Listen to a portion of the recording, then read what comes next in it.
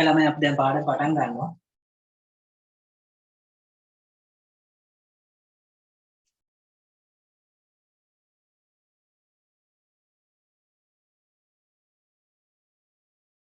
පාඩම පටන් ගන්න කලින් ළමයි කියනවා ඔයාලට ගැටලුවක් එනවා නම් ඒක මේ මැසේජ් එකක් කරා දැනුවත් කරන්න. එතකොට මට පුළුවන් ඒවට උත්තර දෙන්න. මට විතරයි පේන්නේ ඔයාලට එන ගැටලුවක් එහෙම හිතන්න නැතුව ඉදිරිපත් කරන්න. දැන් අද මාතෘකාව කරගන්නේ ඔයාලගේ භාෂාව පොතේ තියෙන තාම ළමයි සම්බන්ධ වෙමින් ඉන්න හින්දා ආපු අය දැනට ලියා ගන්න. එහෙම නැත්නම් මේ පොත පෙරලා ගන්න. නාම ප්‍රකෘති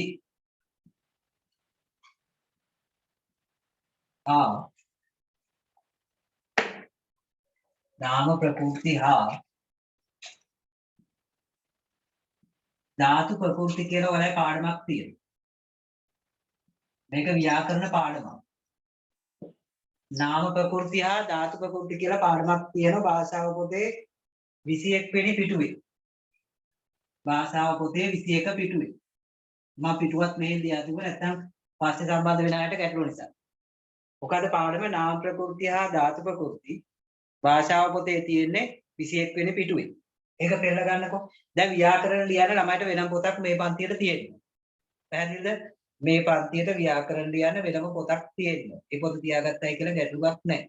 ඒ කියන්නේ කොරෝනා ඉවර වුණාම අපි පන්තිය නවත්තන්නේ නැහනේ. මේ පන්තිය දිගට කරගෙන යනවා. එතකොට වාට ඒක වටිනවා. ව්‍යාකරණ සටහන් ටික ලියාගෙන ව්‍යාකරණ ටික වෙනම ලියාගෙන මොකද ඉගෙන ගන්න පුළුවන්. ඒ නිසා වෙනම පොතක් අරගෙන අපි මාතෘකාව ලියාගමු. නාම ප්‍රකෘති හා ධාතු ප්‍රකෘති කිය. ඉතින් එක පිටුවක් දෙන්න ගන්න. එතකොට ලේසි.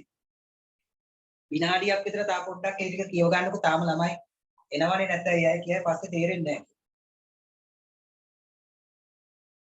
පොඩ්ඩක් ඔයාලා 21 පිටුවක් කියව ගන්න විනාඩියක් විතර.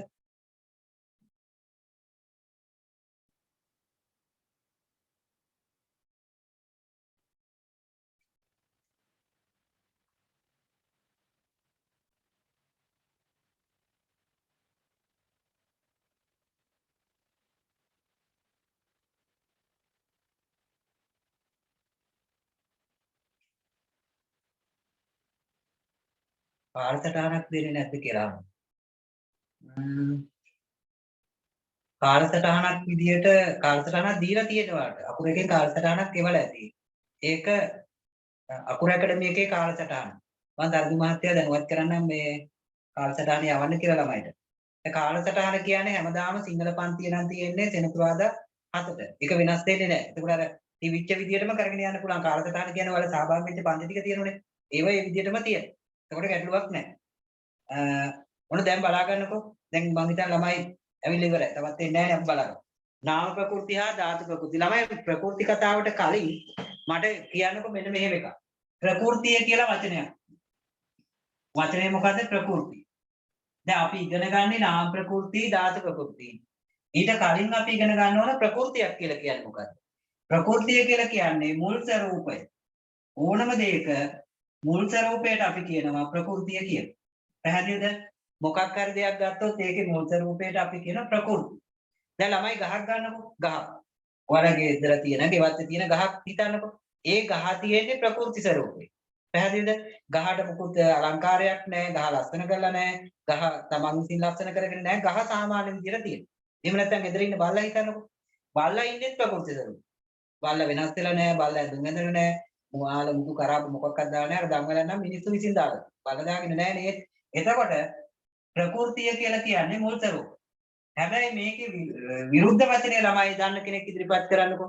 දැන් ළමයි 11 වසරේ ළමයි නම් බොහොම සජීව මැසේජ් කරා මේ කතා කරන්න දෙන්නේ නැහැ. කතා කරොත් ඒක එක විකාර වෙන නිසා. දැන් කවුරු හරි කියනකො ප්‍රകൃතිය කියන එකට විරුද්ධ වචනේ දාන ළමයි ප්‍රകൃතිය මට කියව ගන්න පුළුවන් වල ඉංග්‍රීසියෙන් ටයිප් කළේ වචනේ ටකල් මතක් වෙන හින්දා. දාන්න කෙනෙක් ඉදිරිපත් කරා. ප්‍රകൃතියට විරුද්ධ වචනේ. කවුරුද දන්නේ? ප්‍රകൃතියට විරුද්ධ වචනය විකෘතිය. පැහැදිලිද? ප්‍රകൃති කියන එකට විරුද්ධ වචනේ විකෘති. ව්‍යාකරණ පදයක් කියවල තියෙනවා ඒක නෙවෙයි. ප්‍රകൃති කියන එකට විරුද්ධ වචනය විකෘති. ප්‍රകൃතිය කියන්නේ මුල් ස්වરૂපය, විකෘතිය කියලා කියන්නේ මුල් ස්වરૂපය නෙවෙයි. දැන් එතකොට මිනිස්සු ඉන්නේ කොහමද? ප්‍රകൃතියද විකෘතියද? මිනිස්සු ඉන්නේ විකෘති වෙලා. පැහැදිලිද? මිනිස්සු මුල් ස්වරූපෙන් කවුරුවත් ඉන්නේ නැහැ. මුල් ස්වරූපෙන් ඉන්නත් බෑ. සත්තු ඉන්නේ මුල් ස්වරූපයෙන්, ගස් ඉන්නේ මුල් ස්වරූපයෙන්, තියෙන්නේ මුල් ස්වරූපයෙන්, අනිත් දේවල් තියෙන්නේ මුල් ස්වරූපයෙන්. ප්‍රകൃතිය. දැන් අපිට අවශ්‍ය වෙන්නේ ඒ කතාව නෙවෙයි. අපිට ඕන වෙන්නේ නාම පදයක ප්‍රകൃතියයි ක්‍රියාපදයක ප්‍රകൃතියයි කොහොමද ඉගෙන ගන්න කියලා. ළමයි මාතෘකාව ලියන්න නාම ප්‍රകൃතිය හා ධාතු ප්‍රകൃති කියලා ලස්සනට ඔයාලගේ සටහන් පොතේ. සටහන් පොතේ කියන්නේ ව්‍යාකරණ ලියා ගන්න තියෙන වෙනම පොතක් තියාගන්න කියලා මම එදත් කිව්වා. ඒකේ ලියන්න. නාම ප්‍රകൃතිය හා ධාතු ප්‍රകൃති.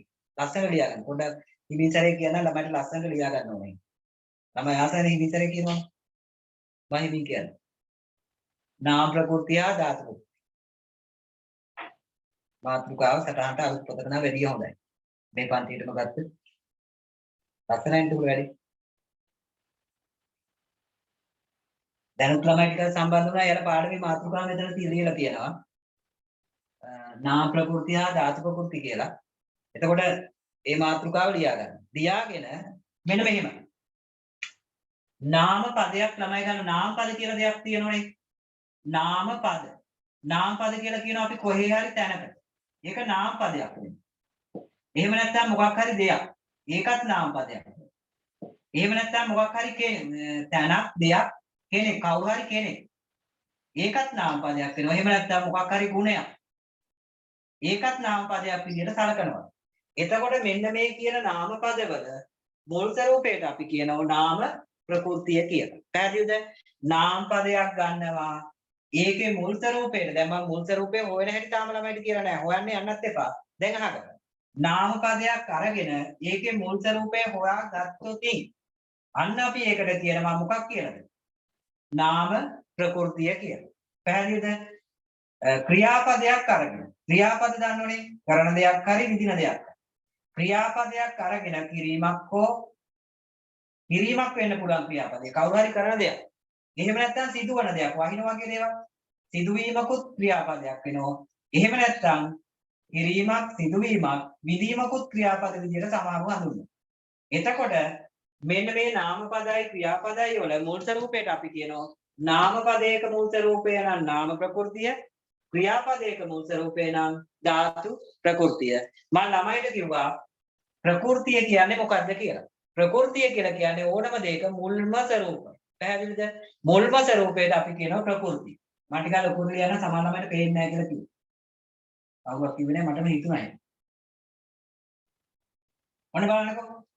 අපි ගන්න නාමපදයක්. උදාහරණයක් විදිහට ඔයාලා නාමපදයක් කියනකොට නාමපද දන්නේව ටිකක් ළමයි මැසේජ් කරනකොට නැත්නම් ළමයිට නිදිමත වෙනවා, කම්මැලි වෙනවා, එපා වෙනවා, මොකක් හරි එහෙම එකක් ඉදිරිපත් කරන්න දන්න නාමපදයක්. තැනක් හරි දෙයක් හරි කෙනෙක්. මම හොඳ එකක් තෝරගන්න.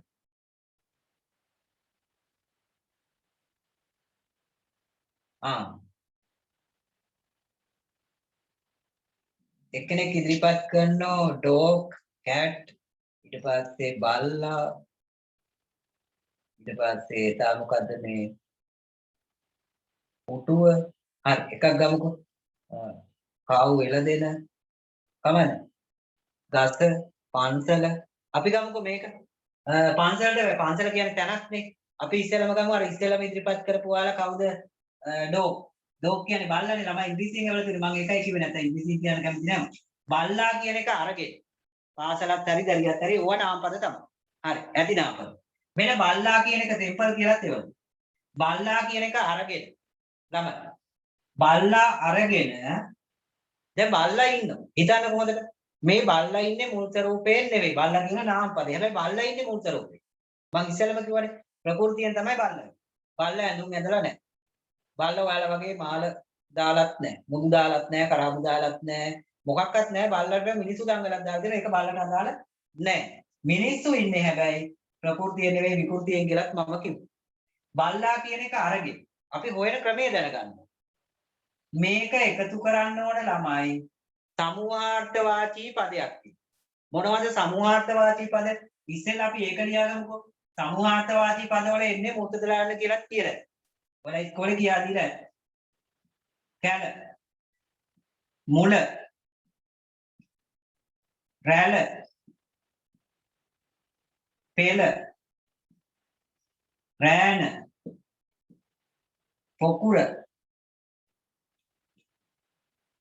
රංචුව මෙන්න මේවා සමූහයක් ඇඟවෙන පද. එක්කෙනෙක් නෙවෙයි ගොඩක් අය ඇඟවෙන පද සමූහාර්ථවාචී පද. ව්‍යාකරණ ටික මම ලේසියකින් ගත්තේ. ඔයාලට ටික ටික තේරෙනවා. අමාරුම ව්‍යාකරණ පාඩමක් ඉස්සෙල්ලම ගත්තොත් ළමයිට ව්‍යාකරණ නොතේරිය. ඒකයි මේ නැතුව මේවා සමහර ළමයි ඉස්කෝලේ ඉගෙනගෙන තියෙන්නේ. හැබැයි අපි මේක ගත්තේ මේ වගේ දේවල් වලින් ගියහම කර්තෘකාරක කර්මකාරක වගේ තැන් වලට ළමයිට යන්න ලේසි. ඒකයි. ඉස්සෙල්ලම ඉතින්ට ගිහිලා හරියන්නේ නැහැ නේ. අමාරු තැන ඉඳලා නෙවෙයි උගන්වන්නේ. ලේසිම කොටසක් ගන්න. ඔන්න රෑන තියෙනවා, කැල තියෙනවා, මුල තියෙනවා, රැළ තියෙනවා, පෙළ තියෙනවා, රංචුව තියෙනවා, කොකුල තියෙනවා. පැහැදිලිද? දැන් මොකද කරන්නේ? අර බල්ලා අර ගන්නවා අපි ආයෙසරේ. අපි අර පැත්තකට කරේ බල්ලා අරගෙන බල්ලා එකතු කරනවා රංචුවට. බල්ලා කොහොමද රංචුවට එකතු වෙන්න කැමතිනේ? මූ රංචුවට එකතු කරනවා. බල්ලා රංචුවට එකතු කරාම කියවෙන්නේ කොහොමද? එකක් ළමයි කියන්න බලන්න. බල්ලා අපි රංචුවට එකතු කරත් කොහොමද කියවෙන්නේ? බල්ලා එකතු කරනවා රංචුවට. එතකොට page number එක මොකද්ද කියලා අහන්න.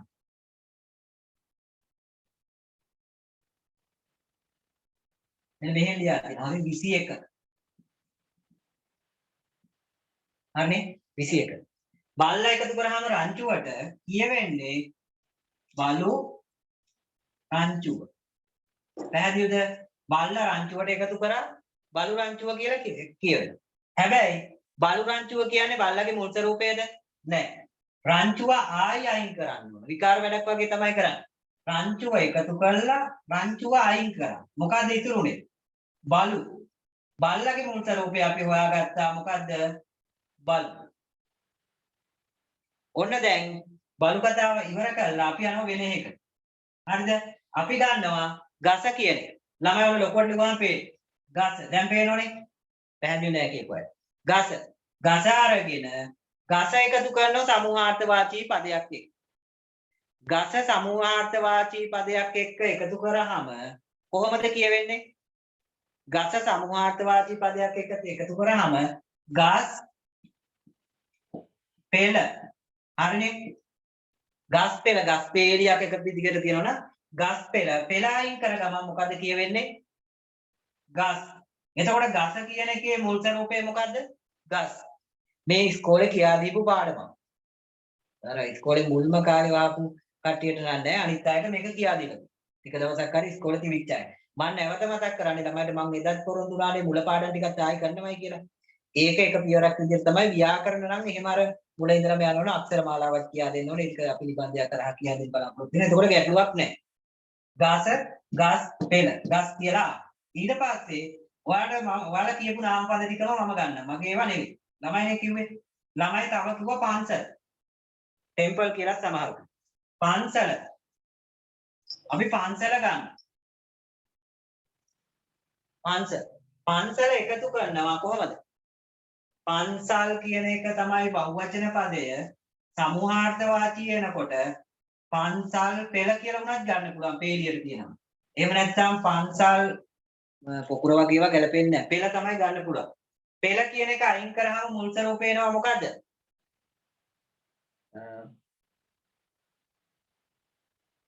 පන්සල් කියන එක තමයි. ඊළඟ එකට යමු. අපි අනිත් එකට යමු. දැන් ඔයාලට මම ටිකක් දෙනවා නාමපද ටික. ලියා ගන්නකො එකයට එක.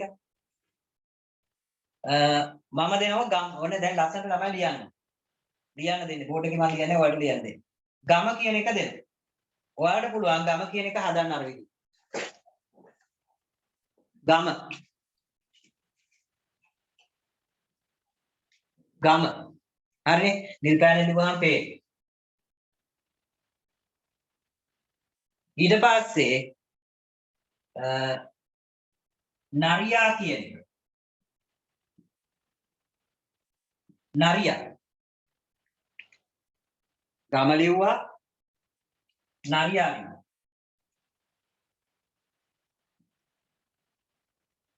අපි සාහිත්‍ය පාඩමක් කරන්නත් ඕන. ළමයිට මුල් ස්වරූපේම හදලා මට ඉදිරිපත් කරන්න පුළුවන් හදන ක්‍රමෙත් එක්ක. මම බෝඩ් එකේ කියා දෙනවා. දැන් දැනට ඔයාලා ලියා ගන්න. එතකොට හරි දාගන්න පුළුවන්. හොඳේ. මම කියන එකත් එක්ක ඔයාලා හදාන්නකො ඊට පස්සේ ඔයාලට පුළුවන් හරි දාගන්න. නැතුව මට හරි දාන්න විදියක් නැහැ නේ. නරියා කියන එක එහෙම ගන්න. සිංහයා ගන්නකො. සිංහයා ඊයේත් මම අර එක පන්තික ළමයිට කියා දුන්නා. ඒකේ පන්ති ළමයිට සමහර විට ඇති. සිංහයා සිංහයා නෙවෙයි කියලා දුන්නේ සිංහ බව වුණාට කියලා. සිංහයා.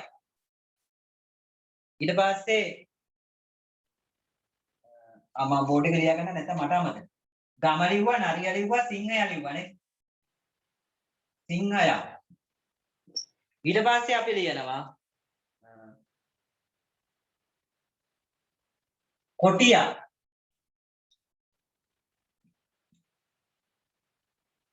කොටියා. ළමයි කිව්වා එළදෙන කියලා. මම ලියනවා ගවයා කියලා. ගවයා. ඩොග් කියලා ගොඩක් අය කියනවා. ඩොග් කියා දුන්නේ ඉස්සෙල්ලා. ඊට පස්සේ තව අපි ගමුකෝ මේකට සමාන ගුරුවරයා. ඒක නාමපදයක් වුණාට මේ වගේ නාමපදයක් නෙමෙයි පොඩි වෙනසක් තියෙනවා. දැන් ওই ටික අපි ඉස්සෙල්ලා හදලා බලමු. අම්මා ගන්නත් පුළුවන්. මව ගත්තොත් ලේසි. මව. තාත්තා කියනකට වඩා පියා කියලා ගත්තොත් ලේසි. මම ලේසි කරලා ගන්න. පියා. මොන බලන්න මම කියපු නාමපද ටික අපහැදිලි කෙනෙක් ඉන්නවනම් බලා ගන්න. මෙන්න මේවා. ගම, නරියා, සිංහයා, කොටියා, ගවයා, ගුරුවරයා, මව, පියා. දැන් ඔන්න බලන්න. ගම කියන එක ළමයි එකතු කරන්න පුළුවන් කොහොමද? ගම, ගම්, පෙළ. එතකොට ඉවරයි කියලා ළමයි කියනවා. දක්ෂ ළමයි ඉවර කරන්න පට ගන්න. වැඩේ තේරුම් ගත්තා. ගම, ගම්, පෙළ. පෙළ කැපුව ගමන් මුල් ස්වරූපේ මොකද්ද තියෙන්නේ? ගම්. ගම් තමයි මුල් ස්වරූපේ. අර බෝතලේ තියෙන ගම් නෙවෙයි. ගම කියන එකේ මුල් ස්වරූපේ ගම්. ගම් කියලා තියෙනවා නම් ඔයාලා මොකද කරන්නේ? පොඩි හරියක් දාගන්න. පොඩක් ළමයි ඉවර. ඊට පස්සේ නරියා කියන එක ගන්න. ඉවරයිනේ මම එකයි කියන්නේ. ගම කියන එක දැන් ආයි කියනවා පොඩක් ඉංග්‍රීසි බර කරන ළමයෙකුට නම් ගම කියන එක ගම් පෙළ එහෙම නැත්නම් ගම් සමූහය කියලා ගත්තොත් වැඩි හොඳයි. ගම් සමූහ ගම් ගොඩක් එකතු කරාම ගම් සමූහය. එතකොට ඒක අයින් කරාම ඉතුරු වෙනවා ගම කියන එකේ මුල් ස්වරූපය මොකද්ද? ගම් කියන්නේ. අනේ ඉතුරු කිරීම වැදගත් ළමයි. ඒ කියන්නේ අර අපි සමූහාර්ථවාචී දැන් ඔයාලට අමතක කරන්න බෑ. ඇයි අපි සමූහාර්ථවාචී පදයක් එක්ක එකතු කරේ කියලා. සමූහාර්ථවාචී පද ඉගෙන ගත්තේ ඒකත් එක්ක එකතු කරන්න නෙවෙයිද? සමූහාර්ථවාචී පදයක් හොයාගත්තේ සමූහාර්ථවාචී පද එකතු කරේ නාම පදයේ මුල් ස්වරූපය හොයාගන්න ලේසි වෙයි. එක ක්‍රමයක් විතරයි. එතකොට සමූහාර්ථවාච ළමයට බගේ අත ගන්නලු බෝඩ් එකට පේන්න. එතකොට සමහර කෙනෙක් මෙහෙම කරන්න පුළුවන්. මේක අර එහෙම්ම ලියා තියන්න. අපි හිතමු ගම් පෙළ කියලා ලියා තිබුවට වැඩක් නැහැ. අර අනිවාර්යෙන් පෙළ කියන එක අයින් කරන්න. නරියා නරි රංචුව අයින් කරාම නරි වෙයි. පැහැදිලිනේ? සිංහයා සිංහ රංචුව අයින් කරාම සිංහ කියන එක ඉතුරු වෙයි. කොටියා කොටි රැළ එහෙමනේ කියන්නේ. කොටි රැළ අයින් කරාම කොටි ඉතුරු. ගවයා ගව රංචුව අයින් කරාම ගව ඉතුරු වෙනවා. එහෙම නැත්නම් ගව රැළ කියන්න පුළුවන්. ගුරුවරයා හිතන්නකෝ ගුරුවරයා කියන දැන් ළමයි ඉවරයි කියවනේ. කොහොමද ගුරුවරයා කියන එක එකතු කරගන්නේ? ගුරුවරයා කියන එකට එකතු කරන්න පුළුවන් සමූහාර්ථවාචී පදේ මොකක්ද? ගැලපෙන්නත් එපායි. කියන්නකෝ. අද පන්තිය ඉවර කරනවා 9 විතර වෙනකොට. එක ගැන අහන්න එපා. ගුරු කන බලන්නකෝ දක්න හොඳ ළමයෙක් හිතලා කියනවා. එයා කියනවා මෙන්න මෙහෙම. ගුරුවරයා කියන එකට එයාට එකතු කරන්න පුළුවන්ලු ගුරු මණ්ඩලය. හරියට හරි. මගේ අතින් ඉස්සෙල්ලා මේ සමූහාර්ථවාචී පදේ කියුනේත් නැහැ. පැහැදිලිද? රැළ, පෙළ, කැළ, මුල, සමූහය, රෑන, පුපුර, රංචුව ඔය ටික කිව්වා. හැබැයි මණ්ඩලය වගේ වචන කිව්වේ නැහැ. දැන් වන්දනාවේ යන කට්ටියක් ඉන්නවා නම් එතන වන්දනා නඩයක්නේ. නඩය කියලා කියන්නේ සමූහාර්ථවාචී පදයක්. කණ්ඩායම කියන්නේ සමූහාර්ථවාචී. සමූහයක් ඇඟ වෙන ඕනම පදයක් සමූහාර්ථවාචී. එතකොට එක ගුරුවරයා නම් සමූහාර්ථවාචී නැහැ. ගුරු මණ්ඩලය. එහෙමනේ අපි කියන්නේ. ගුරු කැළ කියන්නත් පුළුවන්. ගුරු සමූහය කියන්නත් පුළුවන්. ඒ වගේ වචනත් ගැලපෙනවා. හැබැයි වඩාත්ම භාවිතා වෙන්නේ ජනප්‍රියම වචනේ පාසල තුල මොකද්ද? ගුරු මණ්ඩලය. එහෙමනේ ඔයාලා කතා පවත්වන්න ගියත් කතා කරන්නේ. ආදරණීය ගුරු මෑණිවරුන්ගෙන් බියවරුන්ගෙන් අවසරයි. විදුහල්පතිතුමා කතා කරන්න ගියාම තමයි කියන්නේ ගුරු මණ්ඩලය කියන වචනේ විතර. ඒකයි ළමයින්ට මතක. මණ්ඩලය කැපුවා මොකද ඉතුරු වෙන්නේ? ගුරු ඉතුරු වෙන්නේ. විදුලි බල මණ්ඩලය. මණ්ඩලය කැපුවාම විදුලි බල ඉතුරු වෙනවා. ඒක නම් එහෙම එකක් නෙවෙයි. හරිනේ? මණ්ඩලය. එතකොට මම සතුටු වෙනවා ළමයි මේ වගේ දෙයක් කියපු එක ගැන. මටත් ඒක මතක් වුණා. එතකොට මේක ගමුකෝ. මව වරු කිව්වොත් බහු වචනයි. මව් පිරිස. මව් පිරිස. 100ට කියන හැටි මම කියන්නම් පස්සේ. 100 නෙවෙයි පියා දීලා තියෙන්නේ. මව් පිරිස පිරිසයි කරා මව් කියන එක තමයි මේක ඉතුරු වෙන්නේ. පියා පිය සමූහය. එහෙම නැත්නම් පිය පිරිස. එතකොට පිරිස සමූහය අයින් කරාම පිය කියන එක ඉතුරු වෙනවා. දැන් ළමයි යවුවා 100. 100ට ගන්න පුළුවන් එක මොකක්ද? 100 කියන එකේ බහුවචන පදය නම් 100ලානේ. 100 බහුවචන කරාම 100ලා. දැන් 100ලා ගොඩක් ඉන්න තැනකට අපි කියලා කියන්න පුළුවන් 100ලා පිරිස. හැබැයි පැහැදිලි නෑ මට ඔයාලා යොප්පේ. 100ලා පිරිස. එතකොට හැබැයි ඒකේ අර විදියටම එන්නේ නෑ මුල්තරෝ. සමහර වචනේ වගේ ගැටලු තියෙනවා. 100ලා කියලා තමයි එන්නේ. 100 පිරිස කියලා වගේ ගත්තොත් අනේ ඒක හිතලද කොහෙද ඔයාලා ඇහුවේ? එතන පොඩි ගැටලුවක් තියෙනවා. 100 පිරිස කියලා වගේ වචනයක් තමයි එන්නේ. 100 නෙමෙයිනේ 100 කියන එකේ මූල ස්වරූපය. හරි අපි දන්නවා දැන් ඔන්න දැන් ඔයාලට ඕනම වෙලාවක අපිට පාඩම ටිකක් දිගයි මේ පාඩම. එක තැන නවතින්න බෑ. මෙහෙමනේ 100 කියන එකත් ඔයාලා හිතලා බලන්න 100 කියන එකට 100 පිරිස 100ලා පිරිස පිරිස අයින් කරාම ඉතුරු වෙන්නේ මොකද්ද? 100ලා කියන එක. එහෙම නැත්නම් 100 පිරිස කියලා ගත්තොත් පිරිස අයින් කරාම 100 කියන එක තමයි ඉතුරු. කරන්න දෙයක් නැහැ. ඒක ව්‍යාකරණයේ තියෙන පොඩි අඩුපාඩුවක්. ඔයාලට 100 මතක් වුණා මේ වෙලාවට. අපි ගන්නවා කුමරා නම් හරි.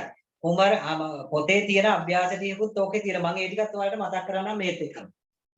මට මතකයි කුමර කතාව පොතේ තිබුණා. මේකේ තියෙනව නේද මේක ඔයාලට අභ්‍යාස කරන්න පුළුවන් මම කියා දුන්නාම දැන්. හරි.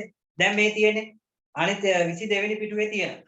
පහක් දැක්කෙන නාමපදවල ප්‍රකෘති වෙන්කොට දක්වන්න කියන. අපි හිමින්සර ඒක කරන්න පොඩි වෙලාවක් දෙන්න ළමයි. විනාඩි 5ක් දෙන්නම් අර ඉස්සෙල්ලා වගේ මට CEO කියන්න බැරිද කියලා. CEO කියන්න බෑනේ කොහොමද? 100 ලා පිරිස වෙන්න පුළුවන් 100 පිරිස වෙන්න. CEO කියලා කියන්න බෑ. බහුවචන කරාටම හරියන්නේ නැහැ සමූහාර්ථවාචී පදයක් එක්ක එකතු වෙන්න. දැන් ඔන්න ළමයිට මම දෙනවා මෙතන 10ක් තියෙනවා. විනාඩි 5ක්. ඒ විනාඩි 5 ඇතුළත මේ ටිකට අග්ගාර ඉවර කරලා අර ඉවරයි කියලා මැසේජ් එකක් මම එතකොට කියන්නේ. පටන් ගන්න වැඩි. පිටුව 22. 22 වෙනි පිටුවේ තියෙන්නේ. 22 පිටුව තමයි දැන් අපි කියන්නේ. විනාඩි 10ක් දෙන්නම් කිව්වනේ ළමයිට. මෙන්න මෙතන තියෙන්නේ. මොන මම කැමරේකට පිටු කරා. පේනවනේ.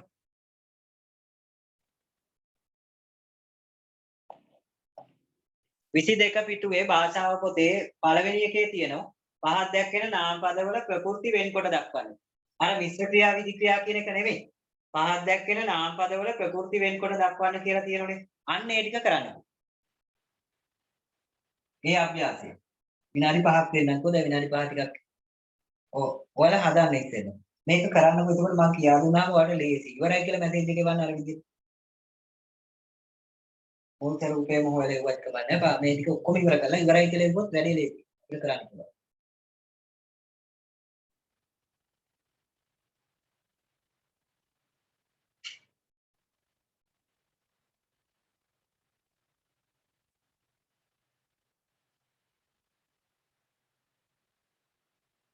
එක්කෙනෙක් ඉවරයි. තව පොඩ්ඩක් දෙමු.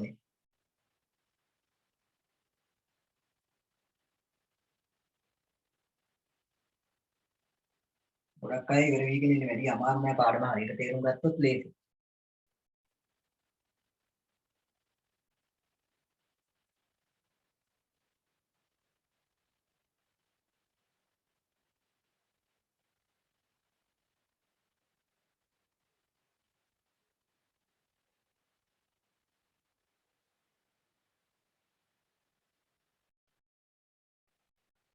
හරි. බලමු. තාම එන්නේ නැහැ. තව ඉවර වෙන කට්ටිය ඉන්නේ.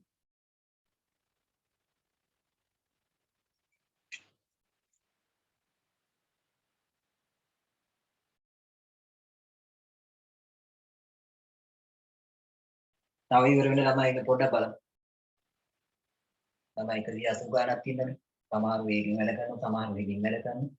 ඒකට ගැටලු.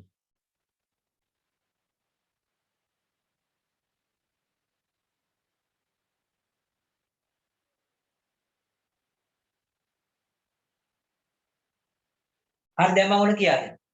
දැන් ඇති. දීපු විනාඩි 5 ඉවරයි. ළමයි ගන්නකො පහන කියන එක පාඩම තේරුණා නම් ලේසි. පහන කියන එක එකතු කරනවා සමූහාර්ථවාචී පදයක් එක්ක. පහන සමූහාර්ථවාචී පදයක් එක්ක එකතු කරාම පහන් තෙල. හරිනේ? පහන සමූහාර්ථවාචී පදයක් එකතු කරාම දැන් පහන කියලා කියන්නේ මේ අර පහන කියන එකේ තේරුම් දෙකක් තියෙනවා. මෙතන මේ කියන්නේ මේ අර අපි පත්තු කරන්න ගන්න පහන. එහෙම නැත්නම් පාෂාණවලට සමහරවම කියන මෙතන ගන්න අපි පත්තු කරන්න ගන්න පහන. ඒ පහන දැන් පේලියට කිව්වොත් අපි අර පොයේට පන්සලේ කරන්නේ මෙහෙම උණක ගහක් වගේ දියලා ඕකේ තැනින් තැන පහන් තියෙනවා. එහෙම තියෙනවනේ පොයේට කියලා පත්තු කරන මේ පොයාල වලට නෙවෙයි කොරෝන නැති දවස්වල එහෙම පත්තු කරනවා. එතකොට ඕකට තේල් දාලා ලස්සනට පත්තු කරනවා. එහෙම පත්තු කරාම ඒකට කිව්වා පහන් පෙළ කියලා. වැරදියට වටහා ගන්න ඕනේ නැහැ. පහන් ටිකක් පේලියට පත්තු කරාම ඒක පහන් පෙළ. පහන් පෙළ කියන එක සමූහාර්ථවාචී පදේ තමයි පෙළ.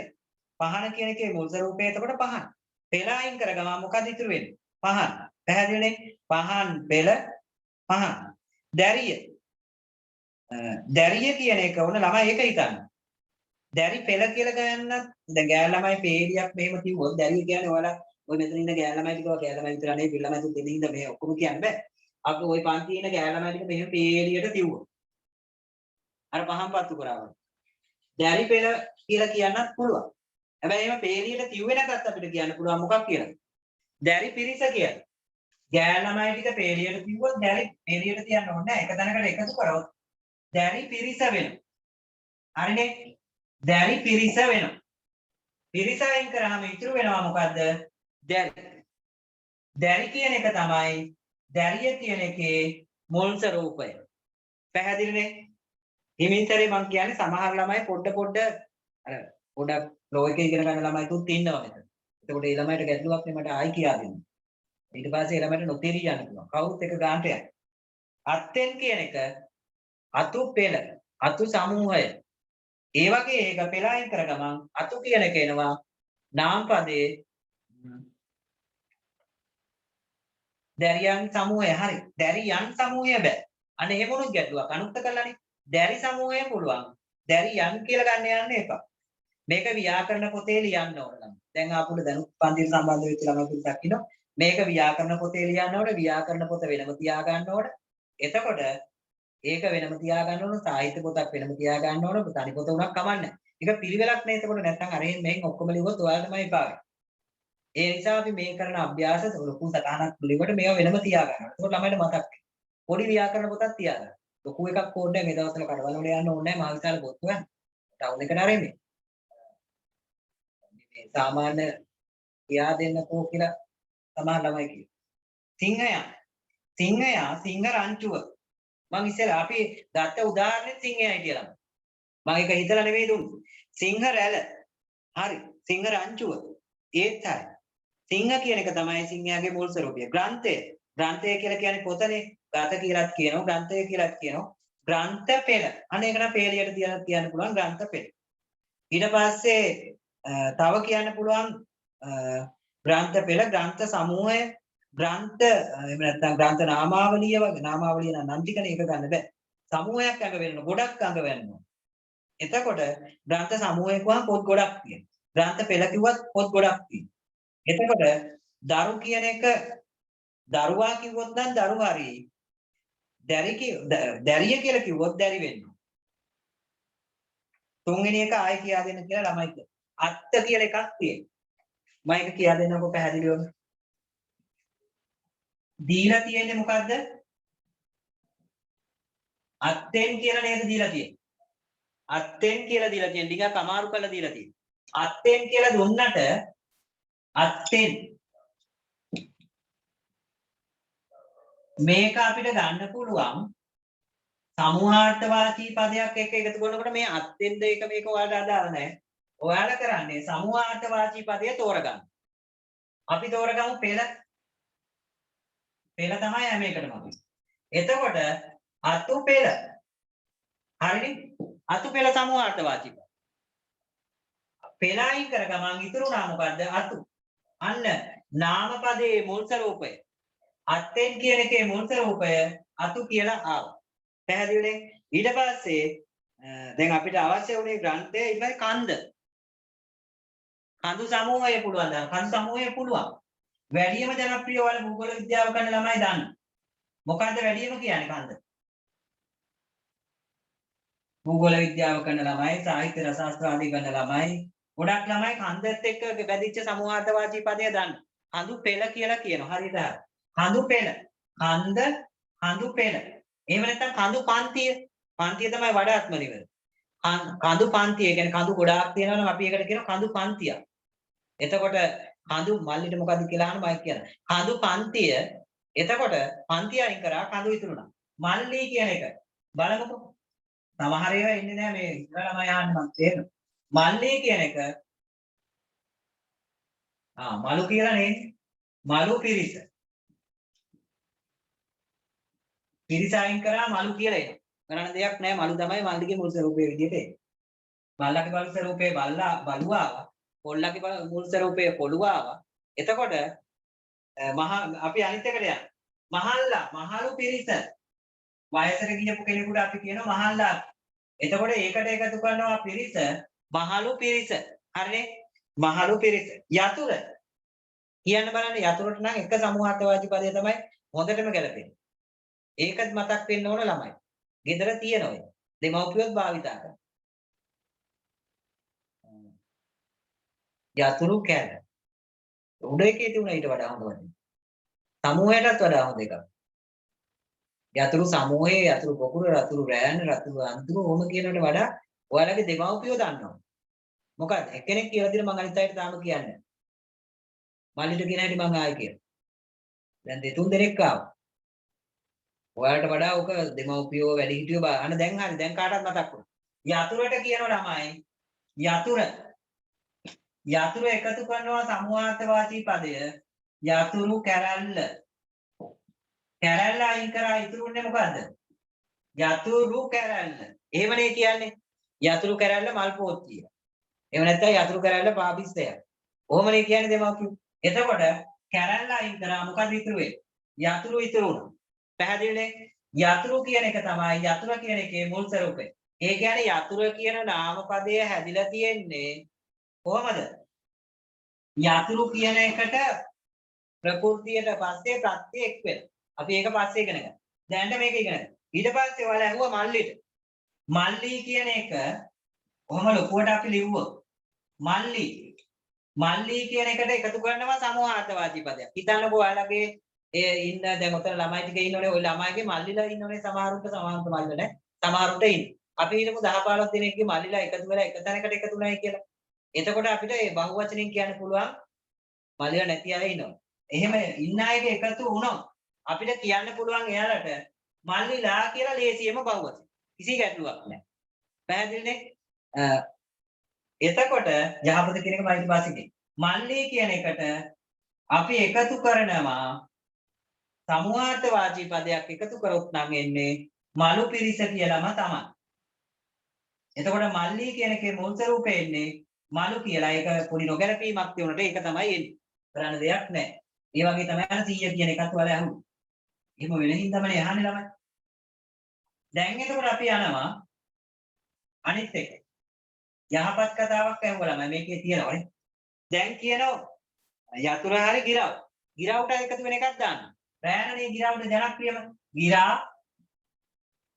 රෑන. රෑන අයින් කරා ඉතුරුනේ මොකද්ද? ගිරා. ගිරව හැදිච්ච මුල් ස්වරූපය ගිරා. ගිරය නෙමෙයි ගිරව. ගිරව හැදිච්ච මුල් ස්වරූපය ගිරා.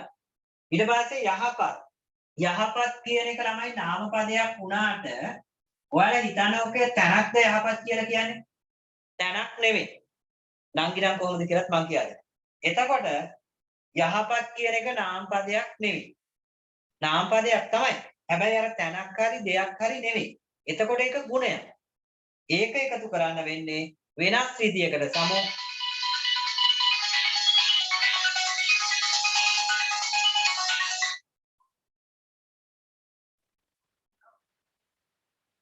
ඒක එකතු කරන්න වෙන්නේ කොහොමද දන්නවද? ඒක එකතු කර වෙන්නේ යහ ಗುಣ කියලා ළමයි කිව්වා ඒක එකතු කරන්න පුළුවන්. යහපත් ගුණ. හැබැයි ගුණ කියලා කියන්නේ සමූහාර්ථවාචී පදයක් නෙවෙයි. නේ? ගුණ කියන්නේ වෙනත් පදයක්. එතකොට ගුණ අයින් කරාම යහ ගුණ. යහ කියන එක නාම පදයේ මුල් ස්වરૂපය. පැහැදිලිනේ? මේ නාම පදයේ හැදිච්ච මුල් ස්වરૂපය යහ. මතකයිද? දැන් ළමයි යහපුව ගන්නකො. ඇහුවා මෙන්න මේ. ඉස්සෙල්ලා ළමයි මගෙන් තේරෙන්නේ නැහැ ඒක හදා ගන්න බෑ කියලා ඇහුවා නංගි කියන. ඉතින් එකම ක්‍රමයේ තියෙන්නේ හැදෙන විදිය පොඩි පොඩි වෙනස්කම් වෙනවා. නංගි කියන්නේ. නංගි කියන එක නම් අර විදියට හදන්න අමාරුයි. නංගිලා කියලා බහුවචන කරන්න පුළුවන්. නංගි කියන එකම තමයි නංගිලා මේකේ මුල් ස්වරූපයේ විදියට එන්නේ නංගිම තමයි. නංගි පිරිස, නංගි සමූහය එහෙම කියන්නේ. දැන් ආවෙ පාඩම මොකක්ද? පාඩම නාම ප්‍රකෘති හා ධාතු ප්‍රකෘති 21 වෙනි පිටුවේ තියෙන්නේ. දැන් අපි සාකච්ඡා කරන්නේ 22 පිටුවේ තියෙන අභ්‍යාස. පැහැදිලිනේ? නංගි කියන එකේ මුල් ස්වරූපය නංගිම තමයි ඉන්නේ. ළමයට ගැටලු ඒ වගේ වචන තියෙනම් අහන්නකො බලන්න පොඩ්ඩක් විනාඩි 5ක් විතර. ගිරව් කියන්නේ. ආයි කියා දෙන්න. ගිරවා කියලා නාම පදයක් තියෙනවා. ගිරවා. මේක එකතු කරනවා ගිරා රෑන. එකතු කරනවා කියන්නේ සමූහාර්ථවාචී පදයක් එකතු කරන සංදි වගේ එකතු කරන්නේ නැහැ. ගිරා රෑන. රෑන අයින් කරාම හැදෙනවා ගිරා. පැහැදිලිනේ? ගිරා රෑන. දැන් ඔන්න ගන්න මේ ඔයාලට අර තියෙන අලියා එලිෆන්ට් කියලා නේ ළමයි අහන්නේ. විසි යෙන් අහන්නේ. කමන්නේ ඔන්න අලියා අපි ලියා ගන්නවා අලියා කියලා මේක කියනවා. තාම වචන 5ක් විතර හදන්න.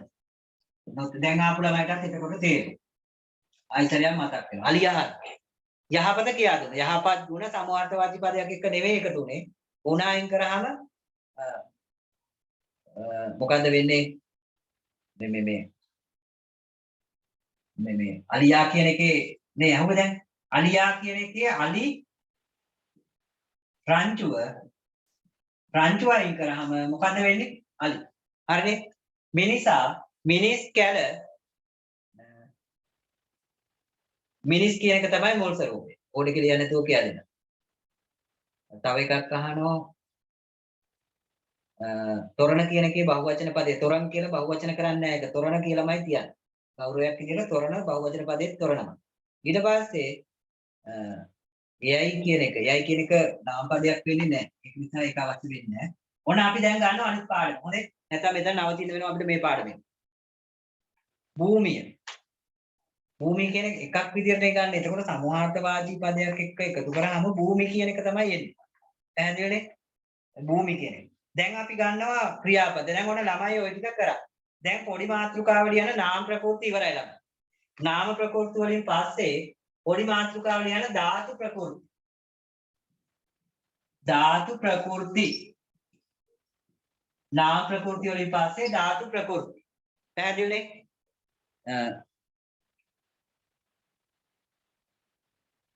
මට අර එකම ගැටලුවක් අහන්න එක තේරෙන්නේ පැහැදිලි නෑ මොකද්ද කියලා. පස්සේ මම අර්ථය දෙන්නම්.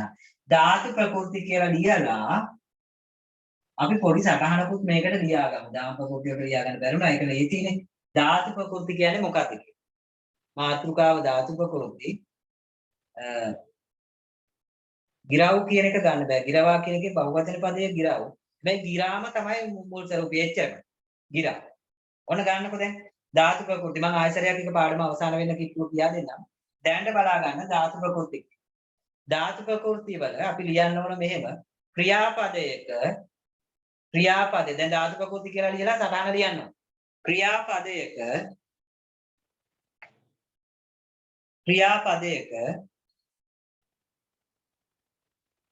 මුල් ස්වරූපය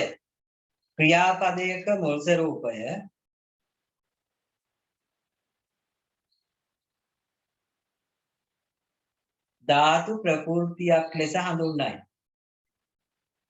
බකමූණට කියන්නේ අර විදියට අපි එක හදමු බකමූණ. මේකට අදාළ වෙන්නේ නැහැ. පටල වෙනවා අන්තිමට හදමු. දැන් ධාතු ප්‍රකෘති විතරයි ළමයිගේ ඉතේ තියෙනවා. නාම ප්‍රකෘති ගන්න නැහැ. දැන් මතක් කරන්නේ නැහැ. එක මතක් කරන් ගියොත් මේක එකක් පටලයි. දැන් අපි ලිව්වේ මොකද? ක්‍රියාපදයක මුල් ස්වරූපය ධාතු ප්‍රකෘති ලෙස හඳුන්වයි. එහෙම නේ ලිව්වේ. ක්‍රියාපදයක මුල් ස්වරූපය ක්‍රියාපදයක මුල් ස්වරූපය ධාතු ප්‍රකෘති ලෙස හඳුන්වයි. ක්‍රියාපදයක් අරගෙන ඒකේ මුල් ස්වරූපය ගත්තාම අපි ඒකට කියනවා ධාතු ප්‍රකෘතිය කියලා. හරිනේ? එතකොට ධාතු ප්‍රකෘතිය හොයන්නේ කොහොමද කියලා ළමයි හිතන්න. දැන් ඔන්න ක්‍රියාපදයක් මේ අපි ගන්න ඕන. දැන් ඔයාලට අර සමුහාර්ථවාචී පද කතාව අමතක වෙන්නේ. අමතක වෙනවා කියන්නේ දැනට අමතක වෙනවා පස්සේ මතක තියෙනවා. පාඩම මේ පාඩමත් එක්ක පටලවා ගන්න නැහැ කියන එක මම කියන්නේ නැතුව ඒක අමතකම කරලා දාන්න නෙවෙයි. දැන් අපි ගන්නවා නටනවා කියන ක්‍රියාව. නටනවා. ඔයාලා නටනවනේ. නැටුම් ගන්න ළමයි. නටනවා දැන් ඒකත් එක්ක මතක තියාගත්තොත් මම කිව්වේ ඒකයි මේකයි පටලෙන්න. ඒක දැනට අපි පැත්තකින් තියෙනවා. පොත් මේසෙ උඩ පැත්තකින් නාම ප්‍රකෘති කියන එක තියලා තියෙනවා. ඒක පාඩම ඉවරුනහම ආයි ගන්න. පැහැදිලිද? දැන් එතකොට ක්‍රියා මේක දැන් තමා ළමයි නැටුම් කරන්නේ නැටුම් කරන නැති ළමයි චිත්‍ර කරනවා රසාස්වාද කරනවා ඊට පස්සේ තා මොනවද පොඩි කාණ්ඩ විදියක් තියෙන්නේ ඒවා කරන ඒ ගැටුවන්නේ නැටුම් නොකරයි කියලා අපිට ඕනේ ක්‍රියා කරන්න. එතකොට නටනවා කියන එක අරගෙන මොන බලන්න අර වගේම ක්‍රමයක් හොයා ගන්න ඕන. සංගීතය කරනවා බලන්න සංගීත කරන ළමයිට ඉතින් අමාරු දැන්. ඉුවේ නැහැ මම සංගීත කියන වචනේ. චිත්‍ර කරන ළමයි. හරි ගැටුවන්නේ. නටනවා කියන එක අරගෙන මේක එකතු කරනවා නෙවෙයි. මේක අපි ගන්නවා මිශ්‍ර ක්‍රියාවක් කරනවා. නටනවා නටා. හරිනේ? මිශ්‍ර ක්‍රියාව ළමයි දැන ගන්න ඕනේ. මිශ්‍ර ක්‍රියාව ඉගෙන ගත්තාම මේක ලේසි. කර්තෘව විසින් අවසානට කරන ක්‍රියාව අතරතුර කරනු ලබන ක්‍රියාව මිශ්‍ර ක්‍රියාව. දැන් ළමයි වීඩියෝ එක ඔෆ් කරලා තියෙනවා නම් ඔන්න ඔයාලට මිශ්‍ර ක්‍රියාව කරන කට්ටිය අනිවාර්යෙන් එක්කෙනෙක් හරි මෙතන ඉන්න ඕන. පාඩමට සවන් දෙමින් බත් කර. සවන් දෙමින් බත් කර. එහෙම නැත්නම් පාඩමට සවන් දිදී බත් කර. වීඩියෝ ඔෆ් කළානේ මට පේන්නේ. අනිත් කමකට පේන්නේ නැහැ. එයා මිශ්‍ර ක්‍රියාවක් කරන්නේ පාඩමට සවන් දෙනවා එක පැත්තක අනිත් පැත්තේ එයා බත් කරනවා. වැරද්දකුත් නැහැ. ඉතින් පාඩම අහන් ඉන්න ගමන් වැරද්දක් නැත්තේත් නැහැ. ඉතින් පාඩම අහන් ඉඳලා කියාගෙන ඉඳලා කරනවා හරි හොඳයි. එතකොට එතන මිශ්‍ර ක්‍රියාව මට ඕනකම දුන්නේ එයා කරන වැඩේ නෙමෙයි මිශ්‍ර ක්‍රියාව. ඇයි ඒ? පාඩමට සවන් දෙමින් එයා තව වැඩක් කරනවා. එහෙම නැත්නම් පාඩමට සවන් දිදී තව වැඩක් කරනවා. පාඩමට සවන් දෙමින කියලා කරන පොත්වල තියෙන. දෙමින අපිට අවශ්‍ය වෙන්නේ මෙන්න මේ විදිහට හදාගන්න එක වැඩි හොඳ. දේසි ළමයි. මිශ්‍ර ක්‍රියාව හදාන්න පුළුවන් ක්‍රම තුනක් තියෙන එක මම මිශ්‍ර ක්‍රියාව කොටසට කියා දෙනවා. දැනට ගන්න නටනටා කියන එක ගත්තොත් ළමයි මේ ක්‍රමයේ විතරක් දැනට ඉගෙන ගන්නකො. නටනටා කියලා ගන්න. දැන් මොකද කරන්නේ? එක නටා එකක් අයින් කරනවා. ඉතුරු වෙන්නේ මොකද්ද? නටනවා කියන එකේ මූල ස්වරූපය නට. බොහොම පැහැදිලි. නටනවා නට. මම ක්‍රියාපද ටිකකුත් දෙනවා ළමයිට අර විදිහට හදන්න. දැන් අපි සටහනක් ලියාගෙන එතන යට තමයි මේ ලියන්නේ. දැන් ওই උදාහරණය ලියාගත්තයි කියලා වැරද්දක් නෑ ළමයි. නටනවා කියලා ලියලා නටනටා කියලා ලියලා එක නටා එකක් කපලා නට කියලා යටින් ලියනවා. හරිනේ? මේක තනියෙන් උනක් කරගන්න පුළුවන් ළමයි. දැන් මම දෙනවා අනිත් ක්‍රියාපදය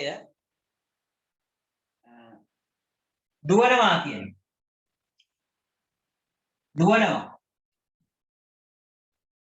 ජනප්‍රිය මේවා ගත්තා. දුවනවා. ඔයාලා කියන්නේ මේකේ විස්තර ක්‍රියාව අර ක්‍රියාපදයේ මුල් ස්වරූපය විස්තර කළා. මොකද්ද? දුව. ඒ ක්‍රමයේ විතරයි මම මෙතෙන්දි භාවිතා කරන්න කිව්වා. තව දෙකක් තියෙනවා. නැත්ති නෑ. ඒ දෙක අපි හිමින් සැරේ ඉගෙන ගමු මිශ්‍ර ක්‍රියාපාඩමට. මේකට ලේසි මේ. අර මිනව මින් දානවට වඩා මේක ලේසි. මේකට අපි ගන්නවා මොකද්ද? දුව. එක දුවා එකක් කැපුවා ඉතුරු වෙනව මොකද්ද? දුව. හරිනේ? දුව. තව ඔයාලා හිතන ක්‍රියාපද විදියට අපි හිතමුකෝ බලනවා කියන එක. බලනවා කියන ක්‍රියාපදයේ අරගෙන ළමයි බලා. එක බලා එකක් කැපුවා ඉතුරුනේ මොකද්ද? බල. එතකොට බල කියන එක තමයි බලනවා කියන ක්‍රියාපදයේ ඇදිච්ච ප්‍රകൃතිය මුල්ම ස්වරූපය. මම කිව්වා නාම පදයක් හරි ක්‍රියාපදයක් හරි දැන් මේ බලනවා කියලා කියන්නේ මේක ලස්සන කරලා තියෙන්නේ. මේකට ප්‍රත්‍යක්ෂතු කරලා ලස්සන කරලා තියෙන්නේ. හැබැයි මේකට මොකද්ද කරලා තියෙන්නේ? මුල් ස්වරූපය එකතු කරාම එච්චර ලස්සන නෑ නිකම්ම බල කියලා විතරයි. හරිය නිකන් අර වල උදේට නැගිටිනකොටම. අන්න ප්‍රകൃතිය. උදේ දැන් රැට නිදාගෙන උදේට නැගිටිනකොට අන්න ප්‍රകൃති ස්වරූපයෙන් ඉන්නේ සමහර. සමහර නේ ඔක්කොම. ප්‍රകൃති. මොන හොදලා නැහැ. දත් මැදලා නැහැ. පොණ්ඩේ අවුල් වෙලා. ප්‍රകෘතිය. ඊට පස්සේ ඔයාලා මොකද වෙන්නේ? ප්‍රകෘතිය අයින් කළා විකෘතිය. දත් මදිනෝ, මුණ හොදනෝ, ඊට පස්සේ කොණ්ඩේ පීරනෝ, ඇඩ වැඩ වෙනෝ, විකෘති වෙනවා. ප්‍රകൃතියෙන් ඉන්න බෑ. මම කිව්වනේ අනේ ප්‍රകൃතිය විකෘතිය ළමයට තේරෙනවා. ප්‍රകൃතිය කියන්නේ මුල්මත රූපය, විකෘතිය කියන්නේ වෙනස් වීම. ප්‍රകൃතියට වඩා විකෘතිය හොඳයි කියලා තමයි මිනිස්සු තීරණය කරන්නේ. හැබැයි සත්තු ප්‍රകൃතියෙම ඉන්නේ. සමහර ළමයි නම් මට කියනවා එයාලා මේ දවස්වල මුණ හොදන්නේ නැතිලු, දත් මදින්නේ නැතිලු, නාන්නේ නැතිලු, නිකන් කොහෙවත් යන්නේ නැහැ, ගෙදර ඉන්නේ. එයාලා මට දන්නවනේ. එහෙම ඉන්නවයි කියලා. එහෙම ඉන්නත් හොඳ නැහැ. ගෙදර හිටියා ලස්සනට ඉන්නවා. මේ අපි ගන්නවා අනිත් එක තව එකක්. අපි ගන්නකො රඟනවා කියන එක. සමහරු නිකන් අර ළමයිටත් කියන්නේ රඟනවා. රඟනවා කියන්නේ නාට්‍යයක වගේ රඟනවා. රඟනවා කියන්නේ ප්‍රകൃතියෙන් ඉන්න එක ළමයි ආසයි. කැමතිලු ප්‍රകൃතියෙන්. උදේ 8 9 10 වෙනකන් සමහර ප්‍රകൃතියෙන්. රඟ මේකේ එක රඟා එකක් කැපුවාම ඉතුරු වෙනවා මොකද්ද? රඟ. හරි නේද? රඟ. දැන් ඔන්න ඔයාලට දෙන අභ්‍යාස ටික. ලියන්නේ. අභ්‍යාස කියන්නේ වචන ටික. ක්‍රියාපද තමයි දෙන්නේ. අපි ගමු ක්‍රියාපදයක් විදියට දැන් මම ලියපු ටික ඇර. කියවනවා කියන්නේ. මම ලියා ගන්නව නැත්නම් මට අමතක වෙනවා ටිකක් වෙලා යනවා. කියවනවා. ඔයාලට ඇහෙනවනේ ඔයාලා ලියා ගන්න. මම බෝඩ් එකේ ලියා ගන්න නැත්නම් මට අමතක වෙනවා පිළිවෙල. කියපු ටික මතකයි පිළිවෙල මතකයි. කියවනවා. එක ක්‍රියාපදයක්. මම අහන්නේ මේකේ මුල් ස්වරූපය මොකක්ද? ඊට පස්සේ ලබනවා. මොකක් හරි දෙයක් ලබනවා. ඒකත් ක්‍රියාපදයක්. වහිනවා. කරන දෙයක් නෙමෙයි සිදුවන දෙයක්. මම ලිව්වා කියවනවා කියන එක. ඊට පස්සේ ලබනවා කියන එක, වහිනවා කියන එකත් ලිව්වා. බොනවා කියලා සමහර අය. බොන්න එපයි කියලා තියෙන රජයේ වෙනවා. බොනවා. වතුර බිව්වට කමන්නේ. බෙහෙත් බිව්වට කමන්නේ. ඊට පස්සේ තව තියෙනවා අපි හිතමුකෝ සිටුවනවා කියන එක. සිටුවනවා.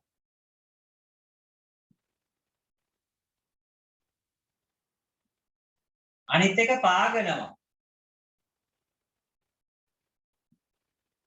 පාගනවා කියන්නේ. දැන් මම හදාගෙන යනවා මුලින්. මේවා ලියන්න ඕන. මේ ටික ලියන්න ඕන.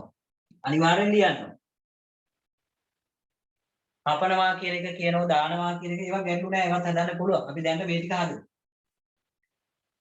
ලස්සනට ලියා ගන්න මේක. කියවනවා බෝඩ් එක අපහැදිලි කෙනෙක් ඉන්නවනම් පොඩි ෆෝන් එකක් තියෙනවා ඕනක් මම කියන්නම් ඒක ලියන්න. ඉවරයි කියලා කියන. කියවනවා, ලබනවා, වහිනවා, බොනවා, ඊට පස්සේ සිටුවනවා, පාගනවා.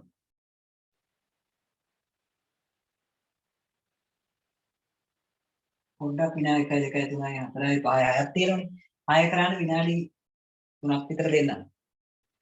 හරි කියලා කියන ගොඩක් අය. හොඳයි.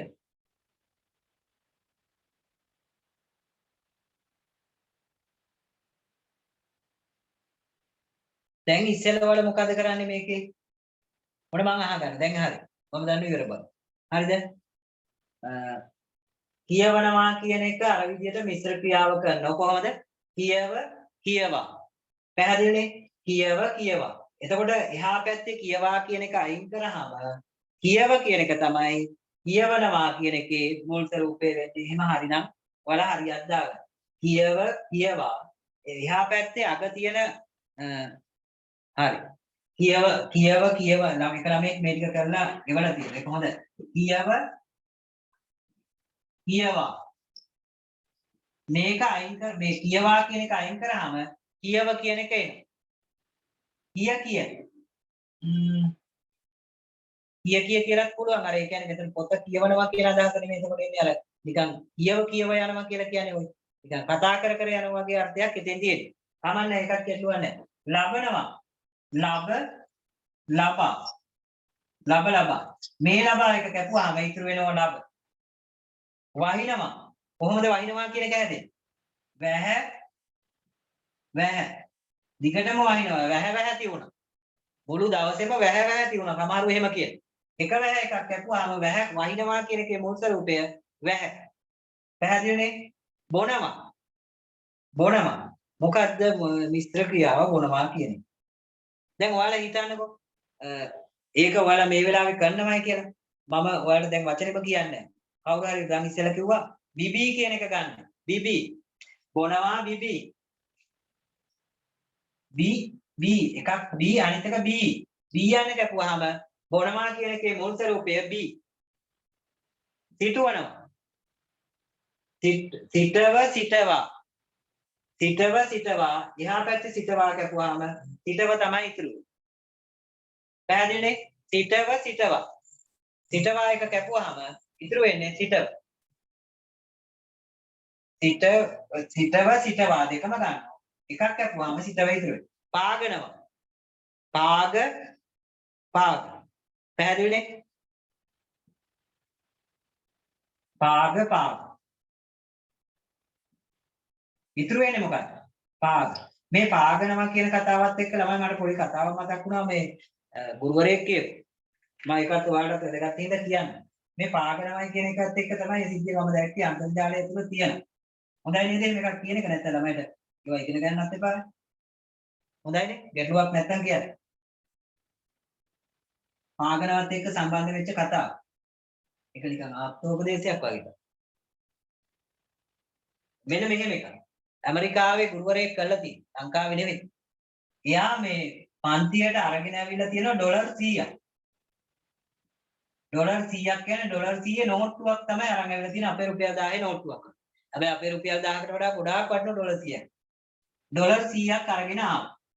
එයා ගුරුවරයා ඇවිල්ලා මම මේ කියන දේ ළමයි තේරුම් ගන්න පුළුවන්ද කියලා බලන්න. ඒක පෙන්නලා ළමයින්ට අහනවා මේක කොච්චර වටිනවද කියලා. මේ ඩොලර් 100. ඔයාලට තේරෙයි හරියට අහන් හිටියොත්. එතකොට ළමයි ඔක්කොම එක හඬින් උත්තර දෙනවා මේකේ වටිනාකම ඩොලර් 100යි. ආයි මුකුත් කතන්දර නැහැනේ. කොලේ ඩොලර් 100 එහෙනම් වටින්නේ ඩොලර් 100. එතකොට ආයිසරයක් මෙයා මේක අර මේ අතින් මෙහෙම පොඩි කරලා මේ කොලේ දැන් වටිනාකම කීයද? ඒත් මොකද්ද වෙන්නේ? මේක ඉරුනේ නෑ. ඒත් වටිනාකම කීයේ? ඩොලර් 100ම තමයි. වෙනස් උනේ නෑ නම. ඒත් ළමයි කියනවා. ඒත් ඕකේ වටිනාකම ඩොලර් 100ම තමයි.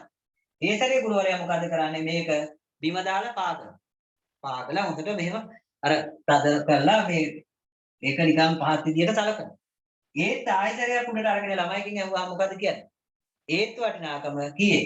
ඩොලර් 100ම තමයි. එතකොට මේකෙන් ඒ ගුරුවරයා ළමයිට දෙන්න බලාපොරොත්තු වෙච්ච පණිවිඩය ඔයාලට තේරෙන්නේ. තේරෙනවද? මෙන්න මෙහෙම එකක් එයා එකෙන් කියන්න බලාපොරොත්තු වෙන්නේ. කෙනෙක්ගේ වටිනාකම අපි හිතමු ඔයාලා ළමයි විදිහට ඔයාලට තියෙනනේ වටිනාකමක් අගයක්. අන්නේ වටිනාකම තීරණය වෙලා ඉවරයි.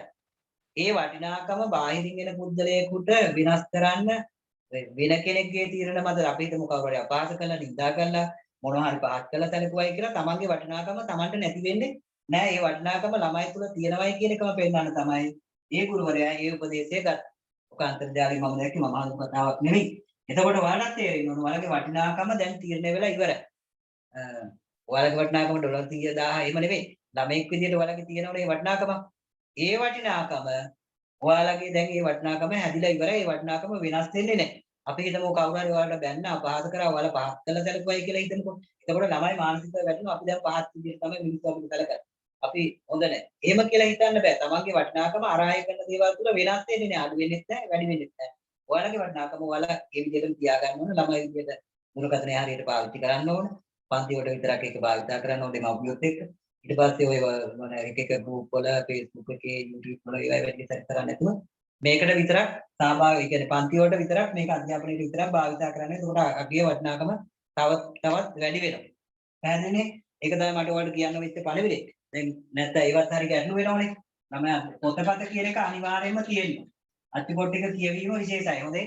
සිංහල අච්චුපොට් ටික තමන් ගාව තියෙන අච්චුපොට් ටික තමයි තමන්ට දීපු එකම ලොකුම ගුරුවරයා. ගුරුවරයා නැති වෙලාවට ඉන්න ගුරුවරයා. එකෙන් එහා ගුරුවරයෙක් නෑ. ගුරුවරයාටත් වෙලා සමහර වෙලාවට වටිනවා මේ පොත් ටික. එතකොට මේ පොත් ටික පැත්තකට කරලා දුරකථනය අතර ගත්තොත් ළමයිගේ අධ්‍යාපනය අඩාල වෙනවා. මේ වගේ ඉගෙන ගන්න දේවල් වලට භාවිතා කරන්න ඊට පස්සේ අර පොත් ටික නිතර පරිශීලනය කරනවා. ඒක මතක තියාගන්න හොඳට. ඉගෙන ගන්න ළමෙක් විදිහට පොත් ටික නිතරම පොත් ටික අපි හිතමු 10 සැරයක් මේ ආස්සේ කියවගත්ත කියලා මේ කොරෝනා සිද්ධිය ආස්සේ සෑහෙන වටිනාකමක් එන. ඉගෙන ගන්න ළමයින්ට හොඳම කාලේ විදාසේ මේ පොත් ටික පාඩම් කරගන්න. පාඩම් කිරීම නෙමෙයි මම අදහස් කරේ. කියව ගන්න කිව්වා. කියව ගන්න. ඒ හොඳටම. එතකොට මතකයි අපිට දැන් හිතන මතක නැහැ කියලා. විභාගෙට ඇහුව ගමන් ටක් ගාලා මතක් වෙනවා මම මේ ටික කියුවා. නැත්නම් පත්‍රේ බලන මිනිස්සුන්ට පත්‍රේ තියෙන මෙලොව හතරක් මතක නැති වෙන්න එපා. පත්‍රේ නිදහසේ බලන ඔය ගමේ ඉන්න මිනිස්සු බලනකො. නගරේ ඉන්න මිනිස්සු ගමේ මිනිස්සු පත්‍රේ බලන. පත්‍රේ තිබිච්ච දේවල් පාඩම් කරන්නේ නැහැ නේ මිනිස්සු. හැබැයි ගෙදර ඇවිල්ලා ඇහුවොත් පත්‍රේ තියෙන්නේ මොකද්ද කියලා ඒ මිනිස්සු කියන්න දන්නවද නැද්ද? දන්නවා. පාඩම් කරලා නෙමෙයි පත්‍රේ කවුරුවක් පාඩම් කරන්නේ. හැබැයි ඒක හිතට වදිනවා. ඒ නිසා තමයි මම කිව්වේ කියව ගන්න කියලා. හරි දැන් අපි පාඩමට යනවා. දැන් එතකොට අපිට සාහිත්‍ය පාඩමට යන තව විනාඩි 10ක් විතර ගන්න පුළුවන්. දැන් එතකොට අපි මේකේ අභ්‍යාස ටික කළා. සාහිත්‍ය පාඩමට යමු. ආපහු පන්ති තියෙනවා ළමයි ලබන සෙනසුරාදා. දැන් මේ අකුරු එකේ පන්ති හැම සෙනසුරාදාම 7ට සිංහල පන්තිය තියෙනවා. දැන් අපි මේක කොරෝනා තත්ත්වයේ තිබුණත් ඔය දුර බැහැර ළමයි එහෙම සම්බන්ධ වෙලා ඉන්නවා. ඒතකොට ඒ ළමයිට මෙහෙම කියලා ආයි කඩා කප්පල් වෙලා ආයි පන්ති ගිහිල්ලා ආයි එහෙම එන්න බෑ. මේ වැඩ පිළිවෙල අපි අකණ්ඩව කරගෙන යනවා. එතකොට ඒකට සහභාගී වෙන්න පුළුවන් අය සහභාගී වෙන්න. ඒක වටිනවා ව්‍යාකරණ ටික, සාහිත්‍ය ටික, ඒ ටික අපි ටික ටික කොහොම හරි අමතර දවස් දාලා ආවරණය කරන්න බලාගෙන පැය දෙකක් කියන්නේ ලොකු වැඩ කොටසක් අපිට කරගන්න පුළුවන්. ස්කෝල් පීරියඩ් එකක් තියෙන විනාඩි 40යිනේ. ඒ නිසා එහෙම පන්ති වලට සම්බන්ධ වෙලා ඒක කරගන්න ඒක හොඳයි. දැන් මම කිව්ව විදිහට හැබැයි මේක අධ්‍යාපනයේට විතරක් පාවිච්චි කරනවා. සමහර ළමයි යාපනයේත් ඉන්නවා. යාපනයේ ළමයි නම් ඉන්න විදියක් නැහැ. එයාලා ප්‍රධාන විෂය දේවල්නේ. එතකොට පන්ති ගාස්තු ඒවා දැනුවත් කරා. ඒවා දැන් ඔයාලා කලබල වෙන්න එපා. ඒක මේ ආයතන විදිහින් දැනුවත් කරා. දැන්ට ඔයාලා පාඩම කෙරෙහි අවධානයෙන් ඉන්න. හරිනේ? එතකොට මෙන්න මෙතන ඔයාලට අභ්‍යාසයක් තියෙනවා ධාතු ප්‍රකෘති වල. හොඳේ? 11 වසරට තියෙන්නේ කවද්ද කියලා. 11 වසරට තියෙන්නේ සවුද. අද කවද්ද සෙනසුරාදා 10 වසරට, ඉරිදට 9 වසරට, සවුදට 11. එමයයි තියෙන්නේ. පන්ති තුනයිනේ. ඒ පන්ති තුන තියෙන්නේ සෙනසුරාදායි, ඉරිදයි, සවුද. 6 වසරට නම් තාම පන්ති නැහැ. මම 6 වසරට තියෙන දවස මේ දැනුවත් කරන්නම්. පහු වෙන්න දැම්ම පටන් ගන්න නැහැ. ඒවා දැනුවත් කරා. ඒවා නෙමෙයි දැන් අපි පාඩම කෙරෙහි අවධානය යොමු කරමු. ඒවා වලට මැසේජ් මගින් ඒවා දැනුවත් කරා. ඒවා ගැන ලොකු දැනුවත් කිරීමක් මම කරන්නේ නැහැ. අහගන්නකො. දැන් අපිට පාඩම තමයි වැදගත් වෙන්නේ. පහක් දැක්වෙන ධාතු ප්‍රකෘතිය ඇසුරෙන් ඉහත සටහනේ දැක්වෙන ක්‍රියාපද වර්ග ගොඩනගන්න. අන්න බලන්නකො. දැන් අපි ඉගෙන ගත්තේ ධාතු ප්‍රකෘති. දැන් එයාලා දීලා තියෙනවා අපිට ධාතු ප්‍රකෘති. අච්චුපතේ දීලා අපිට කියනවා ධාතු ප්‍රකෘතියෙන් ක්‍රියාපදයේ ගොඩනගන්න. පුළුවන්ද බලන්න? අස කියන එක දැක්ක ගමන් ළමයිට මතක් වෙනවා. අස කියන එක මූල ස්වරූපේ නම් ඒකේ ක්‍රියාපදේ මොකද්ද? අසනවා. අසා කියන එකෙන් තමයි ඔය හදලා තියෙන්නේ. අසනවා. ඊට පස්සේ කපක් දීලා තියෙනවා. කපනවා. ලියනවා. මේ 22 පිටුවේ මෙතන දෙවෙනි අභ්‍යාසය කියා දෙන්න. අපි අර නාම ප්‍රකෘති කරේ. එතන තියෙන්නේ අර පහන ඒවා මේවා කතා කරේ. එතන යටින් තියෙනවා දෙක. තමයි අවධානයෙන් ඉන්න ඕනේ පොත කරේ. අස කියන එකේ අසනවා. කප නේද දීලා තියෙන්නේ. කප කියන එකේ කපනවා. ලිය කියන එකේ ලියනවා. තබ කියන එකේ තබනවා. ආයි මොනේද කියන්නේ? අස කියන එකෙන් හදන්න පුළුවන්. අස කියන්නේ ක්‍රියාපදයේ මූල ස්වරූපේ. හරිනේ? ලේසි මේක ළමයි. ක්‍රියාපදයේ මූල ස්වරූපේ දීලා ඒකෙන් ක්‍රියාපදයේ හදන්න කියලා කිව්වොත් අසනවා. ඊට පස්සේ කපනවා. ලිය මොකද්ද ලිය? ලිය කියන එකේ කොලිය කියන එක නෑ. ලියනවා. තබනවා.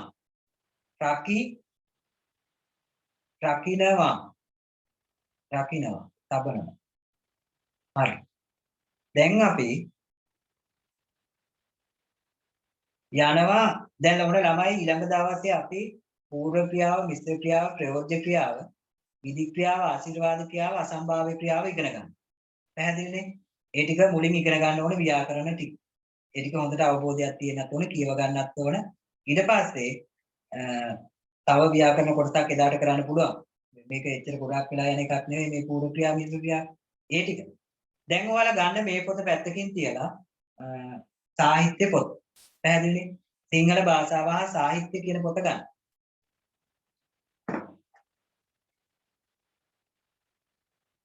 ඒක අරගෙන මම එදා පාඩම මේ පටන් ගත්තා ළමයි මතකද? සාහිත්‍ය පොතේ පාඩම පටන් ගන්න. පාඩමට යම් ගැටලු සිග්නල් අර මේ වෙන ළමයිට මේ රෙකෝඩින් එක යාවි ඒක අහන්න පුළුවන්. පාඩම් පටන් අරගෙන මම ඔයාලට දැන් හොඳට අහගන්න මේ සාහිත්‍ය පොත කියලා දෙනවා නම් හොඳට අහගන්න. බැද්දේගම පාඩම් පටන් ගන්න. බැද්දේගම පාඩම් පටන් අරගෙන අපි කතා කරා දැන් මේක බෝඩ් එකේ මකන්න ඕනේ. නැත්නම් දැන් ආපුත් ළමයා එයා නාමකුත් දාපුත් පිළිගෙන බැද්දේගම අහගෙන. එතකොට දැන් අපි ඉගෙන ගන්නේ බැද්දේගම.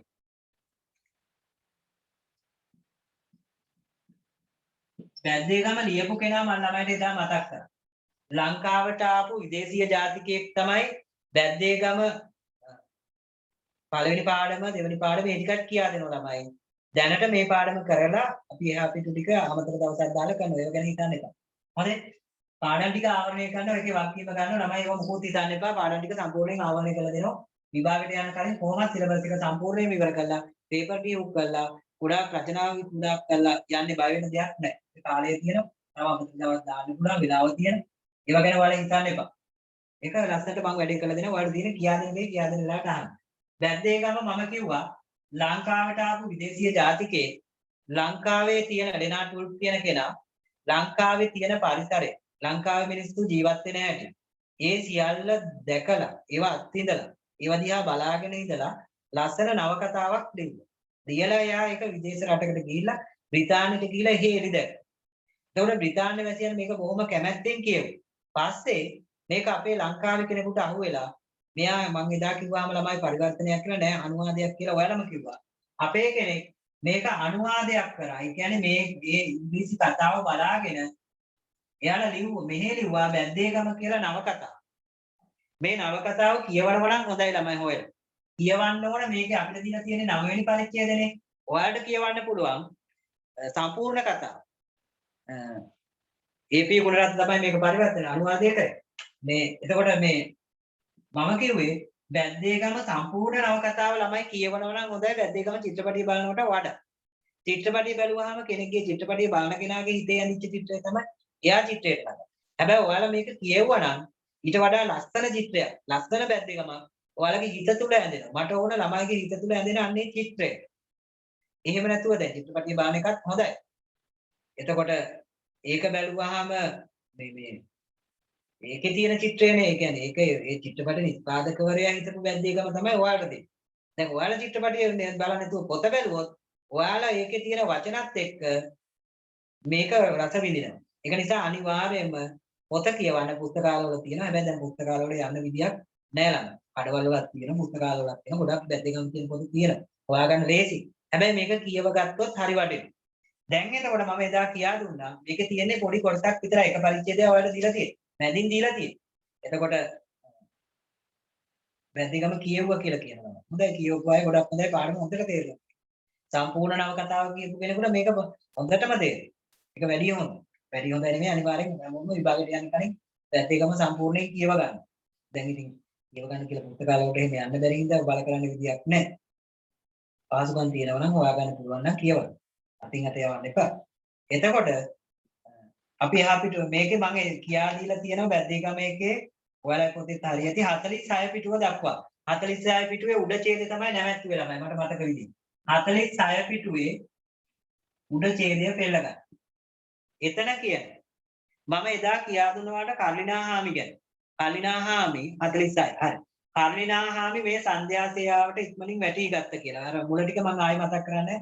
ඒ වුණොත් ළමයි එදා හැබැයි ළමයි අඩුවෙන් හිටියේ. ඒ අයට පොඩි දැන් ඔන්න බලන්නකෝ ඒ ළමයට මම කියා දුන්නා ඉදා හිටපු අයට බැද්දේගම කියන නවකතාවක් තියෙනවා. ඒ නවකතාවේ උකට දැන් ඔන්න බලන්නකෝ මුලින්ම මම චුට්ටක් මතක් කරන්නම්. නැත්නම් හරි මේ ළමයට ගැටලුවක් මේ පොත කියවන්න නැතුව නිකන් සරලව. බැද්දේගම නවකතාව ආරම්භ වෙන්නේ බැද්දේගම කියන ගමේ ළමයි. බැද්දේගම ගමේ කියනවා ගමේ ඉන්නවා සිලිඳු කියලා කෙනෙක්. එයා තමයි අපේ කතාවේ ප්‍රධාන චරිතය. සිලිඳු. ඊට පස්සේ සිලිඳුට ඉන්නවා පුංචි මැණිකයි. කවුද අනිත් කෙනාගේ නම? පුංචි මැණිකයි. ඊට පස්සේ අනිත් ගෑනු ළමයා ඉන්නිහා. ඔහොම ගෑනු ළමයි දෙන්නෙකුත් තියෙනවා. එතකොට මේ ගමේ ඉන්නවා ආරච්චි කෙනෙක්. ආරච්චි තමයි ගමේ ප්‍රධානී. ආරච්චි කියන්නේ සිලිඳුලාට වඩා සිලිඳු නිකන් වැද්දෙක් වගේ මිනිස්සෙක්නේ. ආරච්චි කියන්නේ මොකද්ද උද්දාන පැහැදිලි නෑ මට. එතකොට සිලිඳු කියන්නේ වැද්දෙක් වගේ මිනිස්සෙක්. ආරච්චි කියන්නේ ඉහළ කුලයේ කෙනෙක්. එතකොට ආරච්චි කැමති නෑ සිලිඳුලාට. මෙන්න ආරච්චිගේ ගෙදරට එනවා ළමයි. ආරච්චිගේ ගෙදරට එනවා ආරච්චිගේ මායියාගේ මල්ලි බබුන් කියන කෙනෙක්. බබුන් ඇවිල්ලා ආරච්චිලා ගෙදර නවතින. 46 පිටු. එතකොට ආරච්චි ඇවිල්ලා බබුන්ලා ගෙදර නෑ. බබුන් ඇවිල්ලා ආරච්චිලා ගෙදර නැවතුණාම මේ ගමේ මෙයා විදාවෙද ඉන්නකොට මෙයා දකිනවා පුංචි මැණික්. ආරච්චි නෙමෙයි කවුද බබුන්. බබුන් දකිනවා පුංචි මැණික්. බබුන් පුංචි මැණිකත් එක්ක විවාහ වෙන්න. මේකට ලොකුවටම විරුද්ධයි කවුද? ආරච්චිලා. ආරච්චිලා මේකට කැමති නෑ. ආරච්චි කියන්නේ ග්‍රාම නිලධාරී වගේ කෙනෙක් තමයි ඒ දවස්වල. හරිනේ? එතකොට ආරච්චි මොකද කරන්නේ? මේ විවාහයට සම්පූර්ණයෙන් විරුද්ධයි. විරුද්ධ වෙලා මේ බබුන් ගෙදරින් එළෙව්වා. බබුන් ගිහිල්ලා සිලිඳුරාගේ ගෙදර නැවතුණා. දැන් ඒත් අර ආරච්චිලගේ කෝන්තරේ ඉවර නැහැ. එක එක ප්‍රශ්න ගැටලු තුවක්කුව ලයිසන් කරන්න කියනවා. සිලිඳුගේ ඊට පස්සේ එක එක ඒවා කරන ප්‍රනාන්දු කියලා වෙලෙන්දෙක් ආව ළමයි මේ ගම. ප්‍රනාන්දු එච්චර හොඳ මිනිස්සෙක් නෙවෙයි. ප්‍රනාන්දු කියන්නේ කපටි වෙලෙන්ද. මෙයාව මේ ගම. ඇවිල්ලා නවතින්නේ ආරච්චිලා ගෙදර. නැවතිලා ඉන්නකොට ආරච්චි යෝජනාවක් කරනවා පුංචි මැණිකත් එක්ක. දැන් පුංචි මැණික බබුන් එක්ක විවාහ වෙලානේ ඉන්නේ. පුංචි මැණිකත් එක්ක නිකන් අමුතු විදිය සම්බන්ධයක් ආරම්භ කරන්න කියලා. ඒකට ප්‍රනාන්දු කැමති වෙනවා. බබුන් නෙමෙයි ප්‍රනාන්දුට කියන්නේ. බබුන් එක කොහොමද විවාහය? එතකොට ඊට පස්සේ ප්‍රනාන්දු මේකට කැමති කරවගෙන පුංචි මැණිකට ආරච්චිලා බල කරනවා. ඔන්න ළමයි මම මේක පැහැදිලිව මකලා මිනිමරුන් සිද්ධිය මම එදා හොඳට විස්තර කරේ නෑ. දැන් කියන්න. මම නිකන් වහලා කිව්වේ. හොඳ නෑ ළමයි. එතකොට මේක වහන්න දෙයක් නෑ. මේක නවකතාව සම්පූර්ණයෙන් කියවපු ළමයි දන්න. උද්දාන දෙන්න කියලා කියන්නේ මට ඒක තේරුණා. ඔන්න බලන්න. මොකද්ද මම කිව්වේ මේ සිලිඳුගේ කතාව. සිලිඳු ඔන්න බලන්න. සිලිඳුයි ආරච්චිලයි අමනාප වෙන්න හේතුව මම කිව්වා. ආරච්චි සිලිඳුට නිතරම සිලිඳුට එක එක ගැටලු දානවා. දැන් අර දාපු එක මහා බරපතල එකක්. මේක සිලිඳුට තේරුම් ගන්න බෑ. මම සිලිඳුක ස්වරූපය වලට කිව්වා. සිලිඳු කියලා කියන්නේ බොහොම අහිංසක දෙයක් තේරුම් ගන්න බැරි උදාසීන මේ අවුව වැස්ස අවුව තුලඟයි අවුවයි බඩගින්නේ ලොකුවට පීඩා විඳින මිනිස්සෙක්. මෙයා. එතකොට ඒ පීඩාව ඇස්සේ මේ කරදරනකොට දරා ගන්න බැරි වුණා. සිලිඳු එකතු වුණා බබුන් එක්කලා. සිලිඳු බබුන් එක්ක එකතු වෙලා ආරච්චිලයි ප්‍රනාන්දුයි දෙන්නම මරලා දැම්මා. ආරච්චිලත් මැරුවා ප්‍රනාන්දුත් මැරුවා. හරිනේ? කෙල්ලෝ හින්දාලු ඔක්කොම වෙන්නේ. ඒකත් ඇත්ත. ආරච්චි ප්‍රනාන්දුයි දෙන්නම මරලා දැම්මා. දැන් ආරච්චිලත් මැරුවා ප්‍රනාන්දුත් මැරුවා. මිනි මැරුම් දෙකයි ගම. කවුද මැරුවේ? සිලිඳු මැරුවේ. අනුබල දුන්නේ කවුද? බබු.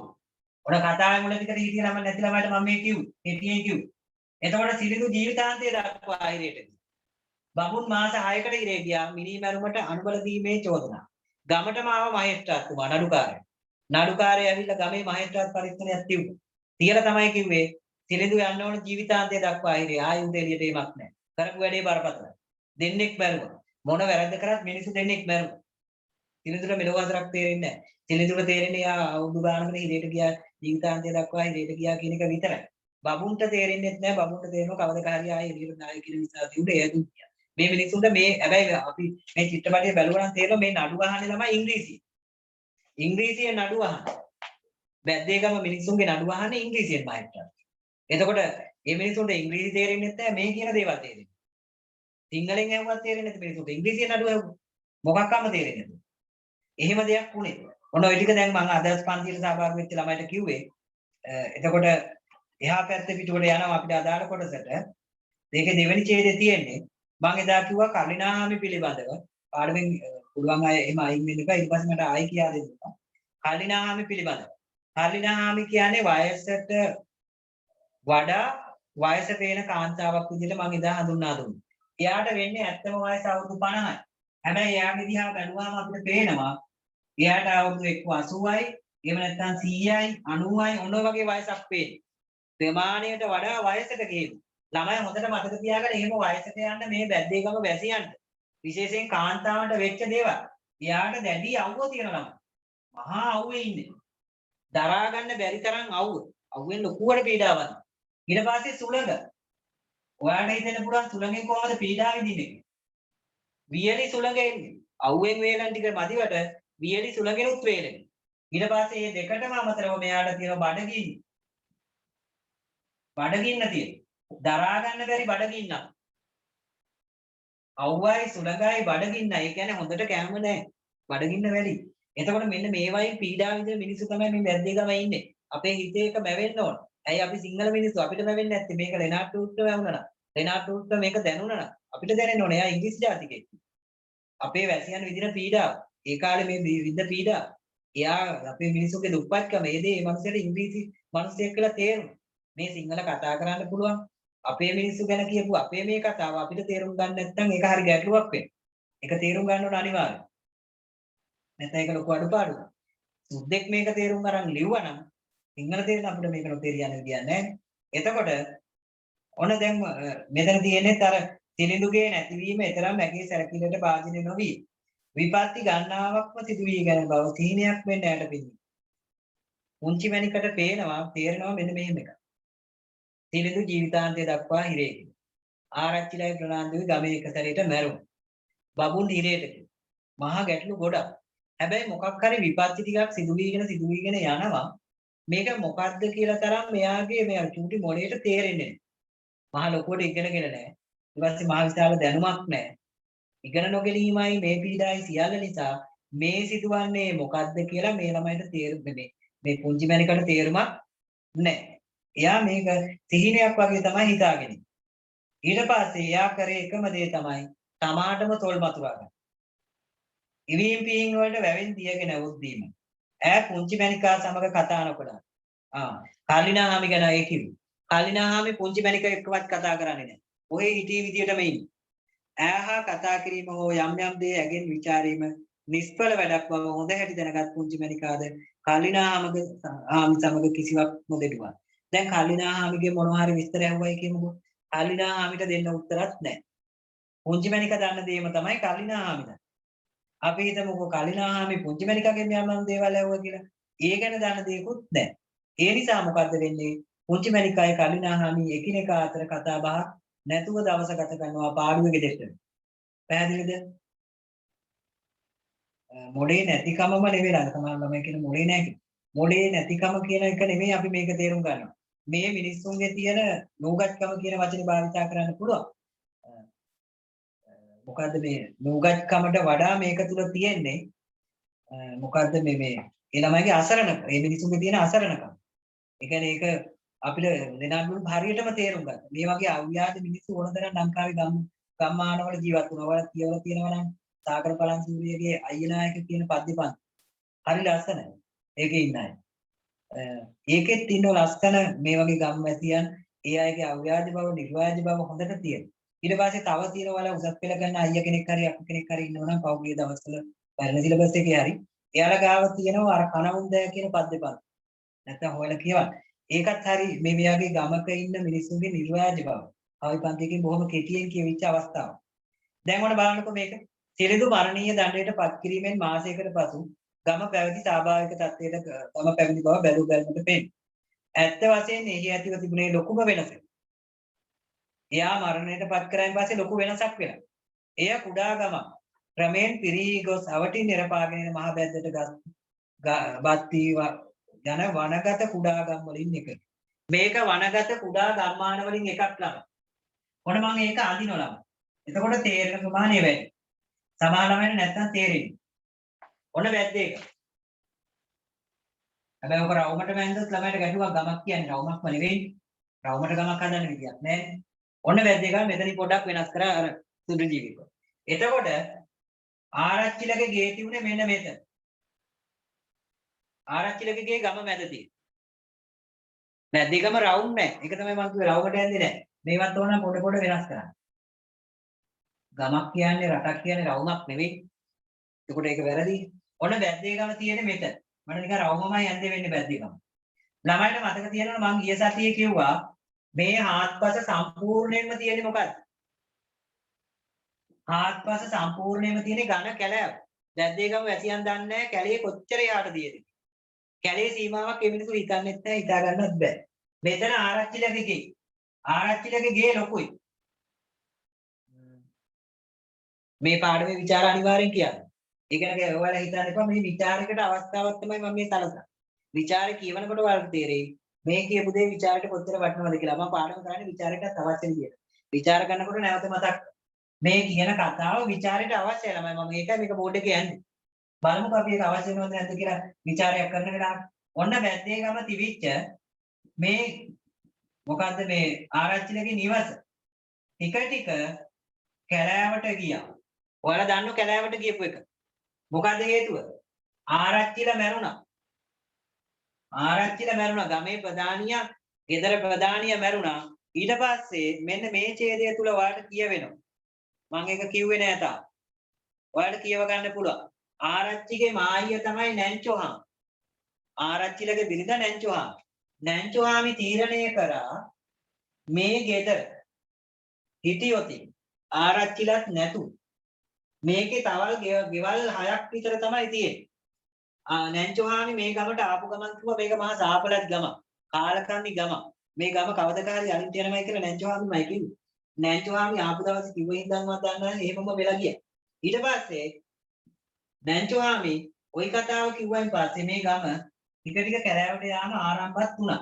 ඔන්න ආරච්චිලා මැරුණා. ආරච්චි මායිය නැන්චෝහාමි මොකද කරන්නේ? කරත්තයක් ගෙනල්ලා. එයාලගේ බඩු ටික ඔක්කොම පටවගෙන මේ ගමෙන් පිට වෙලා යනවා. එයාගේ මුල් ගම වෙච්ච කොහාටද? කොටගොඩ කියන ගමට. කොටගොඩ කියන ගමට යනවා. එයා ඒකට හේතු කියන්නේ. එයා කොටගොඩ යන්න හේතුව තමයි මොකක්ද දන්නවද? මේ ගමේ හිටියොත් එයාගේ දරුවෝ දෙන්නට හරියට හිරහිදලම් කරලා දෙන්න බැරි. පැහැදිලිද? හරියට හිරහිදලම් කරලා දෙන්න බැරි. ඒ කියන්නේ දරුවෝ දෙන්න හොඳ කෙනෙකුට විවාහ කරලා දෙන්න ලැබෙන්නේ නැති. මේ ගමේ නැතිව එහෙම එයාලට ගැලපෙන කෙනෙක්. කොහොමත් නැහැ ගෙවල් පහයයි තියෙන්නේ. ඉන්දිත් වයසක මිනිස්සුන්ට මේ පොළම විවාහ කරලා දෙන්න බෑනේ. මුස්ලිම් අය නෙමෙයිනේ. එතකොට මෙයාලා මොකද කරේ? ගියා කොහාටද? කොටගොඩ කියන ගමට. කොටගොඩ හරි සාරවත්ලු. කොටගොඩ කුඹුරු තියනවලු, තේවතු තියනවලු, ඉඩම් තියනවලු. එතකොට කොටගොඩ මෙයාලා ගියා. ඔයාලා හිතන්න මම කියනවා දැන් මෙන්න මෙහෙම එකක් ගණන් ශාස්ත්‍රයක් ගණන් පාඩමක් වගේ මේ ගමේ හිටියේ 25 දෙනා ළමයි. කී දෙනෙක් අඩු වුණාද දැන්? අදලා මට කියන්නකෝ. පාඩම මුල ඉඳලා හිටපු ළමයි. කී දෙනෙක් ගමට නැති වුණා? පොඩක් කියවලා කිව්වත් තමයි නැතුව කිව්වත් තමයි. එක සැරේට ගමෙන් කී දෙනෙක් එක සිද්ධියක් නිසා ගියාද? බලන්නකෝ.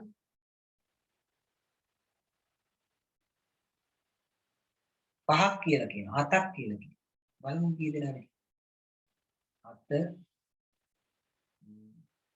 හතරයි කියලා කියන හොඳට හිතුවොත් හතරට වැඩි.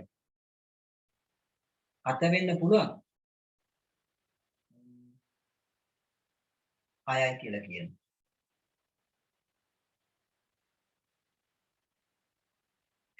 හතේව දෙකක් 77ක් කියලා 77 7 1 7යි. හරි බලමු කොහොමද මං ගණන් හදන්නම්. එතකොට බලන්න. 8 දෙනාද 7 දෙනාද 5 දෙනාද 4 දෙනාද. එක එක ඒවා කිව්වලා. වැඩි හරිය පිරිසක් කිව්වේ 7. බලමු. දැන් ඔයාලා දන්නෝ. මොන මම මෙහෙම ඔයාලට හිතින් හදාගන්න කියන්නකෝ. ගමේ එක සැරේට මිනිමැරුමක් වුණා. ගමේ නෙමෙයි ප්‍රනාන්දු. හැබැයි ගමට සම්බන්ධම ගමේම කෙනෙක් වගේ තමයි ප්‍රනාන්දු. ප්‍රනාන්දුත් ගමේ කෙනෙක් විදියට පිළි අරගෙන තමයි තිබුණේ. එතකොට ප්‍රනාන්දු නැතිව එක්කෙනෙක්. ආරච්චිලා නැති වුණා එක්කෙනයි. දෙන්නෙක් නැහැනේ. ආරච්චිලත් නැහැ ප්‍රනාන්දුත් නැහැ. දෙන්නෙක් නැහැ. ඔන්න ළමයිට තව මතක් වෙන්න ඕන. ගමේ තව දෙන්නෙක් ওই සිද්ධියෙන් ඉඳම නැති වුණා. මේ දෙන්න මරපොයින්දම තෙලිදුයි බගුණුයි කොටකොඩ නෙවෙයි ගියේ කොහෙද? හිරේට ගියේ. තෙලිදු ජීවිතාන්තය දක්වා ගියේ. ආයි මේ ගමට තෙලිදු නැවත පැමිණීමක් නැහැ කියලාම තමයි කිව්වේ. එන්න හම්බ වෙන්නේ නැහැ ජීවිතාන්තය දක්වා කියන්නේ. වැරද්ද බරපතලයි. දෙන්නෙක් මැරුවා. එතකොට එයා ගියා ජීවිතාන්තය දක්වා හිරේ. ඊට පස්සේ ළමයි ඉන්න කවුද මෙයා මේ අපේ මේ බබුන් සිලිඳුගේ මේ කවුද වෙන්නේ සිලිඳුගේ බෑන්. එයාත් ගියා මාස 6කට හිරේ ආයි ආවේ නැහැ. එතන දෙන්නයි. අතන දෙන්නයි මෙතන දෙන්නයි ළමයිට ඒ දෙන්න මතක් වුණා. ඊයේ 4. හැබැයි තව 3 දෙනෙක් මෙතන ගියා. ආරච්චි මාහිය ගියා, දරුවෝ දෙන්න ගියා. එතන 3 දෙනෙක් ගියා. 3යි 2යි 5යි 5යි 2යි 7 දෙනෙක් ගමට එක සැරේ ආයි දුන්නා. ගමේ දැන් 25 දෙනා හිටියේ කියලා මං කිව්වා. 25න් 7ක් ගියාම කී? ඊයේ 25න් 7ක් ගියා. අතන බලන්න. ගණන් දන්නවනේ. හරි කියලා කියන ගොඩක් අය. එයාලගේ ගාන. ඔන්න බලන්න. හැබැයි ළමයි මම මේ කියා දෙන්නේ 18යි නේ හරියෝ. මෙන්න බලන්න. මේ සිද්ධියත් එක්ක ළමයි තව දෙයක් මම පොත කියා දෙන්නට වඩා මේ කතාව කියා දෙන්න. එතකොට ළමයිට තේරෙන ප්‍රමාණයක් හරි. හරිනේ? පොත කියා දෙන්න පුළුවන්. මේ කතන්දරේ ඔන්න දැන් මේ ਵਿਚාරයකටත් අවශ්‍ය හින්දා මේක අවධාරණය කළම මේ කියන්නේ. මේක හොඳට අහගන්න. මේ මම කොටුවකින් ඇදලා තියෙන දේ ඔයාලට පේනවනේ. මේ කොටුව තමයි ආරච්චිලගේ වත්ත. මීට තාලින්දක් ලොකු කරලා අඳින මේක තමයි ආරච්චිගේ වත්ත. ගම මැද හරියටම ආරච්චිගේ වත්ත. ඇයි ගමේ ප්‍රධානිය, ගමේ නිලධාරිය, ගමේ රජයට වග කියන කෙනා, එයා ගම මැදයි. මේ පැත්තේ ඉන්නවා සිරිඳු මෙන්න මේ වගේ කොන. සිරිඳු වැද්දා. සිරිඳු මේ දඩයමක් කරලා ගොවිතැන් බතක් කරලා එහෙම ජීවත් වෙන අහිංසක මිනිස්සේ රජයත් එක්ක තියා කාත් එක්කවත් බාහිර පාර්ශවයන් එක්ක එයාලා සම්බන්ධ වෙන්නේ නැහැ. ගිය එක දවසක් මම මේ පාඩම කියා දෙනකොට ඔයාලට මතක් වෙච්ච නැති කතාවක් ඒ ළමයි කිව්වා. 11 පන්තියේ කොහෙද? 11 ළමයිද කොහෙද? එයාලා කිව්වා මේ වැද්දේගම ගමට නම් කොහොමඩවත් එන්නේ නැතිලු කොරෝනා. ඇයි? ඇයි කොරෝනා එන්න විදියක් නැහැ නේ මේකට කිව්වා. පිටින් කිසිම කෙනෙක් එන්නේ නැහැ. කිසිම කෙනෙක් එන්නේත් නැහැ කිසිම කෙනෙක් යන්නේ. අර ඒ වගේ වසංගත රෝගයක් පැතිරෙනකොට හොඳ ආරක්ෂාව තියෙන තැනක් තමයි මේ බැද්දේගම වගේ ගම. බැද්දේගම දැන් නැහැ. ඒ වුණා නම් ගිහිල්ලා ඉන්න තේම ටික තමයි.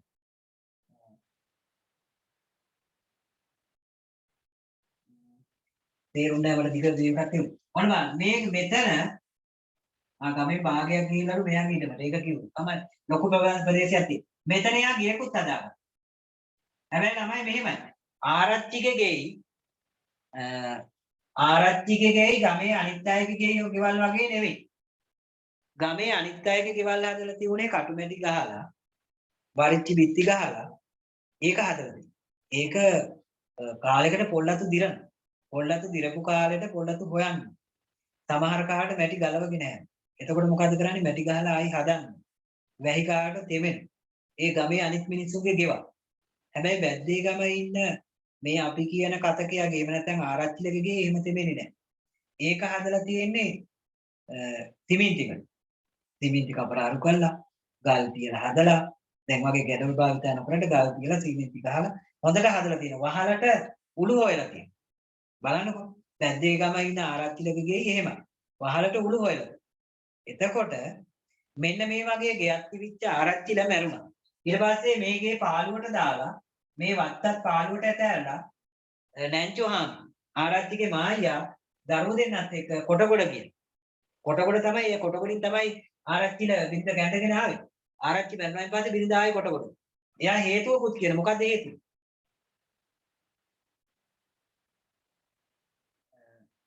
AC විතරයිද මේ ගෙදර ආරච්චිලගේ ගේ. මම නෙවෙයි කියන්නේ ළමයි. ගොඩක් ලස්සට හදලා තියෙනවා. AC විතර තමයි වෙන්නේ නැති අරුව. මේ ආරච්චිලට දකදම්පත් තියෙන මිනිහා. මොනතරම් ඉඩ කඩක් තියෙනවා. මිනිස්සු ගෙවනවා. කලින් ගෙවනවා. ඒක නිසා එයාට මොනතරම් පහසුකම් තියෙනවා. මම ඇහුවේ මේ ඇයි කොටගොඩ ගියේ? ආරච්චි මායියා කොටගොඩ ගියේ ඒකේ හේතුව මොකක්ද? හිතා ගන්න පුළුවන්. මම ඉස්සෙල්ලා කිව්වා. මොකද හේතුව? ආරච්චි මායියා කොටගොඩ ගියේ ළමයි එයාට හිටිය දරුවෝ දෙන්නේ. ගෑන ළමයිද පිළ ළමයිද දන්නේ නැහැ. චිත්‍රපටි බැලුවා අයට මතක ඇති. මට මතක නැහැ. මම කාලයකට කලින් චිත්‍රපටි බැලුවා. මේකේ හිටපු ළමයි දෙන්නට හැබැයි චිත්‍රපටි ඔයගොල්ලෝ තිබුණෙත් නෑ වගේ. විවාහයක් කරලා දෙන්න. තාම විවාහ වෙන වයසට ආවේ නෑ. හරි වයසට ආවම මේ දෙන්නට විවාහයක් කරලා දෙන්න. බැද්දේකම නෑ මෙයාට විවාහ කරලා දෙන තරම් මිනිස්සෙක්. පැහැදිලිද? ඒ නිසා තමයි කොටගොඩ යන්නේ. තව එකක් තමයි මේ බැද්දේකම වගේ නෙවෙයි කොටගොඩ කියලා කියන්නේ බොහොම දියුණු ශාස්ත්‍රීය ගම. මේකේ කෙත්වතු තියෙනවා. ඉඩකඩම් තියෙනවා. එයාටත් අයිතියි. ඒ වයින් ටිකක් මෙයාටත් ලැබෙයි කියන බලාපොරොත්තුවෙන් තමයි කොටගොඩ ගියේ. ඒතකොට මේකේ එයා කොටගොඩ ගියාට අපිට කමක් නැහැ. අපි බලන්නේ බැද්දේගම ගමේ පැත්තේ අයගෙන් ගමේ මිනිස්සුන්ට 7 දෙනෙක් එක සැරේට නැති වුණා. මිනිස්සු 7ක් නැහැ. මේ ගම අපිට අවශ්‍ය වෙන්නේ ක්‍රමයෙන් අභාවයට යනවා කියන කතාව කියන්නේ. ඒකට හොඳම උදාහරණය තමයි ගමේ 25න් 7ක් එක සැරේ නැති වුණා මොකක් හරි සිද්ධියක් නිසා. තව දෙයක් වෙයි. ඔයාලා හිතන්නකෝ මෙන්න මෙහෙම දෙයක්. ඔයාලට පේනවද සිලිඳුගේ ගේ? පේනවද? මෙන්න මෙතනනේ මම ඇඳලා තියෙන්නේ. ඔතන පේන්නේ නැත්තම් මෙන්න මෙහෙන් අඳින්නකො. සිලිඳුගේ ගේ. මෙතන වෙන කෙනෙක් බස්තියන් අප්පුගේ ගේ කියලා හිතන්නකො මෙතන. බස්තියන් අප්පුත් මේ ගමේ ඉන්නේ. බස්තියන්. මෙතන සිලිඳුගේ ගේ. ඔන්න ඒක පේන්නේ. ඔයාලා හිතන්න මොකක් හරි නිසා හේතුවක් වෙලා ළමයි කතාවක් විදිහට නිකන් සාමාන්‍ය දැනුම හිතන්න. මෙයාගේ මේ කාගේද මේ සිලිඳුගේ නිවස මේ විදිහට කැලෑවට ගියා නම් මෙතරගේ කැලෑවට ගියාට වඩා පොඩි වෙනසක් තියෙනවා. මොකද වෙනස? මේගේ හා වත්ත කැලෑවට ගියා නම් මේ කැලෑව ටික ටික ඔන්නෝම වැඩි වෙලා මොකද්ද වෙන්නේ? මේ නිවසයිගේ කැලෑවට යනවා කැලෑව තා පොඩ්ඩක් මෙහාට වෙන්නේ. ඒ වගේ දෙයක් නෙමෙයි උනේ මෙතන. මෙතන දැන් කී දෙනෙක් එක සැරේට නැති වුණාද? දැන් ඔයාලා කිව්වා කී දෙනෙක්ද? කී දෙනෙක් නැති වුණාද? මතකද දැන්? කියන්න බලන්න. නැත්නම් 7යි. 7 දෙනෙක් ගමෙන් අහිමි වුණා. ළමයිට මතකයි. 25න් 7ක් අහිමි වුණා. එතකොට තව හිතන්න ඕන ඔයාලා මෙන්න මෙතන කැලෑවක් බිහි වුණා. AC විතරයි අඩු කියලා ඔයාලා කියපු මේ ගෙදර සම්පූර්ණයෙන්ම කැලෑ. දැන් ඔයාලට මතකයි ගම මැද තියුණා මොකද්ද? කැලෑවක්. මේ තාක් දවස් ගම මැද කැලෑවක් බිහි වුණේ නෑ ළමයි. වටේ කොම්බලින් කැලෑව බිහි වුණා තමයි. ගම මැද කැලෑවක් හැදුනේ නෑ. දැන් ඔන්න ගම මැද කැලෑවක් හැදුනා. මේක ගම අභාවයට යෑමේ ආරම්භක අවස්ථාව වෙනවා. පැහැදිලිද? මෙතනින් තමයි ගම අභාවයට යෑමේ ආරම්භය වෙන්නේ. පැහැදිලි වෙන්න ඕන ළමයි. දැන් මම ඔයාලට පොඩි ප්‍රශ්නයක් දෙන්නම්. ලියන්න. චූටි බලන්න ටිකක් දෙන්න. නැත්නම් ළමයි ටික දිගට අහන් ඉන්නත් අමාරුයි.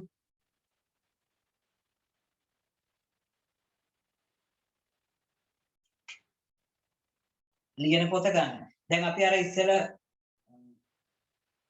පොත වහන්න එපා. පොත තියෙන්න. පොත වහන්න ඕනේ නැහැ. එතකොට මේ මොකද්ද මේ ව්‍යාකරණ ලිය පොතත් එක්ක පටලවා ගන්න නැතුව සාහිත්‍ය ලියන්න වෙනම පොතක් තියාගන්න කියලා මම කිව්වා. ඊට පස්සේ ප්‍රායෝගික ලේඛන වලට වෙනම එකක් තියෙනවානේ. අපි ගන්නෙ දැන් සාහිත්‍ය ලියන පොත.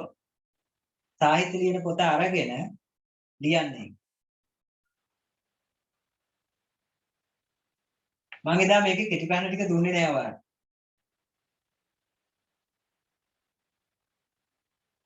ඒ ටික ලියන්න. අංක 1.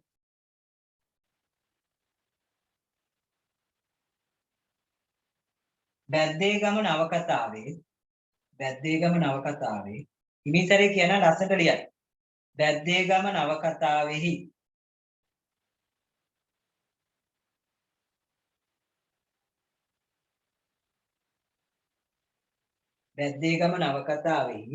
මුල් රචකයා කවුරුන්ද? මේසීනේ. දැන් ඕනම් ඔයාලට උත්තරේ දාන්නත් පුළුවන් ලියනවා. මම මේ දෙන්නේ නොදන්නවට නෙවෙයි. මතක් වෙන්න ඕන. දැන් මම මේක කියා දුන්නානේ. ඔයාලා කවුරුත් ඕක නොදැන නෑ මෙතන. දාන්න පුළුවන් මේ විදිහේ අර ළමයි හොඳට මේක තේරුම් ගත්ත කියලා මටත් තේරෙනවා. ඒක හොඳයි ළමයි එහෙම සජීවව ඉන්නේ. බැද්දේගම නවකතාවෙහි මුල් රචකයා කවුද? ගොඩක් අය දාන්න. එතකොට දෙවෙනි එක අපි ගන්නවා මේක පරිවර්තනයක් නෙවෙයි කියලා ඔයාලා කිව්වා. රෙනාල්ඩ් වුල්ට් මහතා නැති වුණත් ගැටලුවක් නැහැ. අපි සාහිත්‍යකරුවෙක් ගැන කතා කරනකොට මහතා කියන වචනය අනිවාර්ය නැහැ. දැන් මාටින් වික්‍රමසිංහ කියන මිසක්ක මාටින් වික්‍රමසිංහ මහතා කියන ප්‍රමාණය අඩුයි. ඒක අපහාසයක් නෙවෙයි. ඒ එහෙම තමයි සාහිත්‍යකරුවෝ ගැන කියන ඉදිරිවිද සරච්චා. මාටින් වික්‍රමසිංහ කුමාරතුංග මුනිදා මහතා කියලා කියනවා නම් ඔයාලා ගෞරවයක් විදිහට ගැටලුවක් නැහැ. ඊට පස්සේ ගන්නවා මේ නවකතාව. උඩ එකටම අදාළයිනේ. මේ නවකතාව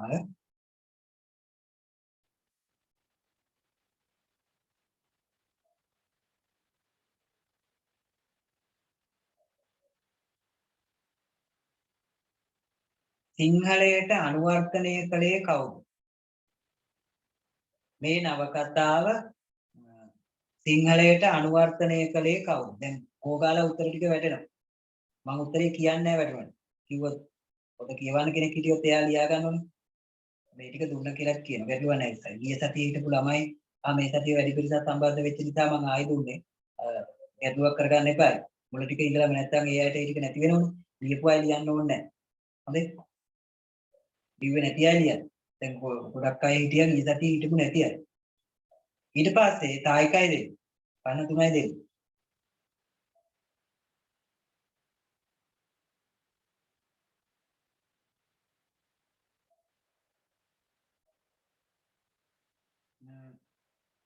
ගුණරත්න AP ගුණරත්නගේ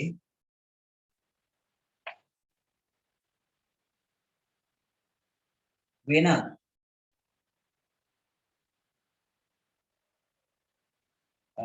අනුවර්තන ග්‍රන්ථ මොනවාද? ඒක හොයවලා ලියන්න. හරිනේ? දැන් මම තව එක ඡේදයක් කියා දීලා ඔයාලට පාඩම නවත්තන්න. ඒ ටික ඔයාලා විචාරය කර තියන්න ගෙදර. ඒ ටික ලියන්න. ඔය මේ පොතේම ලියන්න. වානරයා ඔය වගේ පොත් ගොඩක් තියෙනවනේ. දැන් අපි යනවා පාඩමට. මම ඔයාලට කියා දුන්නා සිරිදුගේ සිද්ධිය. මේ බෝඩ් එකේ ඇඳලා කියා දුන්නා. දැන් ඔක තේරෙන්නේ. මේකේ තව විශේෂත්වයක් කිව්වා මම ඔයාලට කියා දුන්නා නේද ආරච්චිගේ ගේ තියෙන විදිය. ආරච්චිලගේ ගේ තියෙන්නේ මෙහෙමයි ළම. ආරච්චිලගේ ගේ තියෙන්නේ අර මං ගේ වෙනම ඇඳලා පෙන්නනවා. ඒක හොඳට තේරෙයි. ආරච්චිලගේ ගේ කටුමැටි ගහලා නැහැ. සිමෙන්ති තියෙන්නේ. දැන් අපි පාඩමට එන්නේ. ඊට පස්සේ මේකේ වහල තියෙන්නේ මොනවද? වහල තියෙන්නේ පොල් අතු නෙවෙයි උළු. මේක අර මෝසන් සුළං කීපයකටත් නොවැටී තිබුණා. පොරොත්තු දුන්නා. වහල උලකට ගියෙත් නැහැ. බිත්ති කරවන් හැලුනෙත් තුන්වෙනි ප්‍රශ්නේ නැවත කියන්න. තුන්වෙනි ප්‍රශ්නේ ලියුවේ AP ගුණරත්නගේ පොත් මොනවාද? ඒ කියන්නේ එයාගේ ජනප්‍රිය පොත් මොනවාද කියලා. හරිනේ? එතකොට හැබැයි මෙන්න මේක බොහොම සජීවීව මේ නවකතා කරුවා කියනවා. ළමයි ඒක තේරුම් ගන්න බලන්න. හොඳට තේරෙන ළමයෙකුට අහන් ඉන්න ළමයෙකුට මේක තේරෙනවා. මේ ගෙයි දැන් ඔයාලා මම අර කිව්ව කටුමැටි ගහපු පොල්ලතු ගහපු ගෙයක් නම් මහා උලඟයි වැස්සයි එනකොට එක මෝසමක් එනකොට මොකද වෙන්නේ? ඒක පොල්ලතු ටික දිරලා මැටි ටික ගලවන් හැදිලා සම්පූර්ණ ගේ ගලවගෙන යනවා. හැබැයි මේ කියන ගේ උළු නිසා එහෙම උනේ නැහැ. මේක හොඳට ඔරොත්තු දෙන්න. කාලයක් යනකොට මොකද කරන්නේ? කුරුල්ලෝ ඇවිල්ලා මේ තියෙන්නේ සිංහල උළු අර මෙහෙම පීලි දෙක තියෙන උළු. මතක දැකලා ඇති සමානලම. මේ වලගේ වලන වයි කරපු උළු නෙමෙයි. අර මෙහෙම පීලට පීල නවල තියෙන උළු. ඔන්න ඔය උළු තියෙන්නේ. ඒක මේ ඔළුව අතරේ කුරුල්ලෝ එක එක දේවල් කාලා ඇවිල්ලා මේවයි දාන වහලද. තේරුණාද? එහෙම දෑවයින් පස්සේ ඒවා මෙහෙම මේ මුල් දාගෙන මෙහාට යනවා. මේක හැදෙනෝනේ. කුරුල්ලෝ අර එක එක ඇට වර්ග කාලා ගෙනත් දෑවහම මේවයි මුල් දාන. මෙහාට මුල් දාන. මුල් කීපයක් එනකොට වහිනකොට අර මුල් වලින් වතුර බේරෙනවා. මේ වතුර සමහර විට බේරෙන්න පුළුවන් බිත්තිය. සමහරට බේරෙන්න පුළුවන් නෙවෙයි බේරුණා කොහොමද? බේරුණායින් පස්සේ මෙතන මොකද්ද වෙන්නේ? ටික ටික බිත්ති තෙමුණාම මේවයි සමහර දේවල් පැලවෙනවා. සමහර ලී කැබලි පැලවෙනවා. දන්නේ නැතුව වහල ගලවගෙන ඇවිල්ලා ආරච්චිලකගේ අච්චර බැරෑරුම් විදියට හදපු ඔයාලා කියපු විදියට AC විතරක් නොකරපු අනිත් සියල්ල කරලා තිබිච්ච මේකෙයි සම්පූර්ණ මොකද්ද උනේ? කඩාගෙන වැටෙනවා. එතකොට ගේ කඩාගෙන වැටෙනවා. වත්ත කැලෑවක් වුණා කැලෑ වෙච්ච හැටි බොහොම සජීවී ලස්සනට නවකතා කරුවා කියනවා ළම. කැලෑ උනේ එක සැරේට මේ වත්ත කැලෑ උන්නේ නැහැ. එක සැරේට මෙයා මේ මං ඉස්සෙල්ලා අඳිනකොට අඳපු රවුම වගේ ලේසියට අඳින්න. මේක වටේ තියෙනවා වැටක්. ඉස්සෙල්ලා මේ වැට තමයි කැලෑවට. වැට ලොකු වැටක් වුණා. ඊට පස්සේ ටික ටික මේ තැන් වලත් කැලෑව හැදෙනවා. හැදිලා මේ ගම මැද කැලෑව. ගමක් අභාවයට යනකොට ගම මැද කැලෑවක් තියෙනවා. දැන් නම් කැලෑව හරි වටිනවා. ඒ කාලේ මේ මුළු කැලෑවමනේ මුළු ගමේම තියෙන ඇති වෙන්න කැලෑව කෙලවරක් හොයාගන්න බෑ. එතකොට මිනිස්සු කැලෑවට පරාද වෙලා මේ හිටියේ. තුන්වෙනි ප්‍රශ්නේ ආයි කියන්න කියලා කියන්නේ. තුන්වෙනි ප්‍රශ්නේ කිව්වේ මෙහෙම ලියන්නකො කෙටියෙන්. AP ගුණරත්නගේ පොත් මොනවාද කියලා. එතකොට හරිනේ AP ගුණරත්න මහතාගේ පොත් මොනවද? ඒකේ රචනා පරිවර්තන අනුවර්තන මොනවා හරි කමන්නේ. අපිට කෙටියෙන්ම දුන්න. එතකොට අපි කිව්වේ මෙයා කොට කියන කී කතාවත් ඒකෙ තුල තියෙනවා. දැන් එහා පිටුවට යන්න.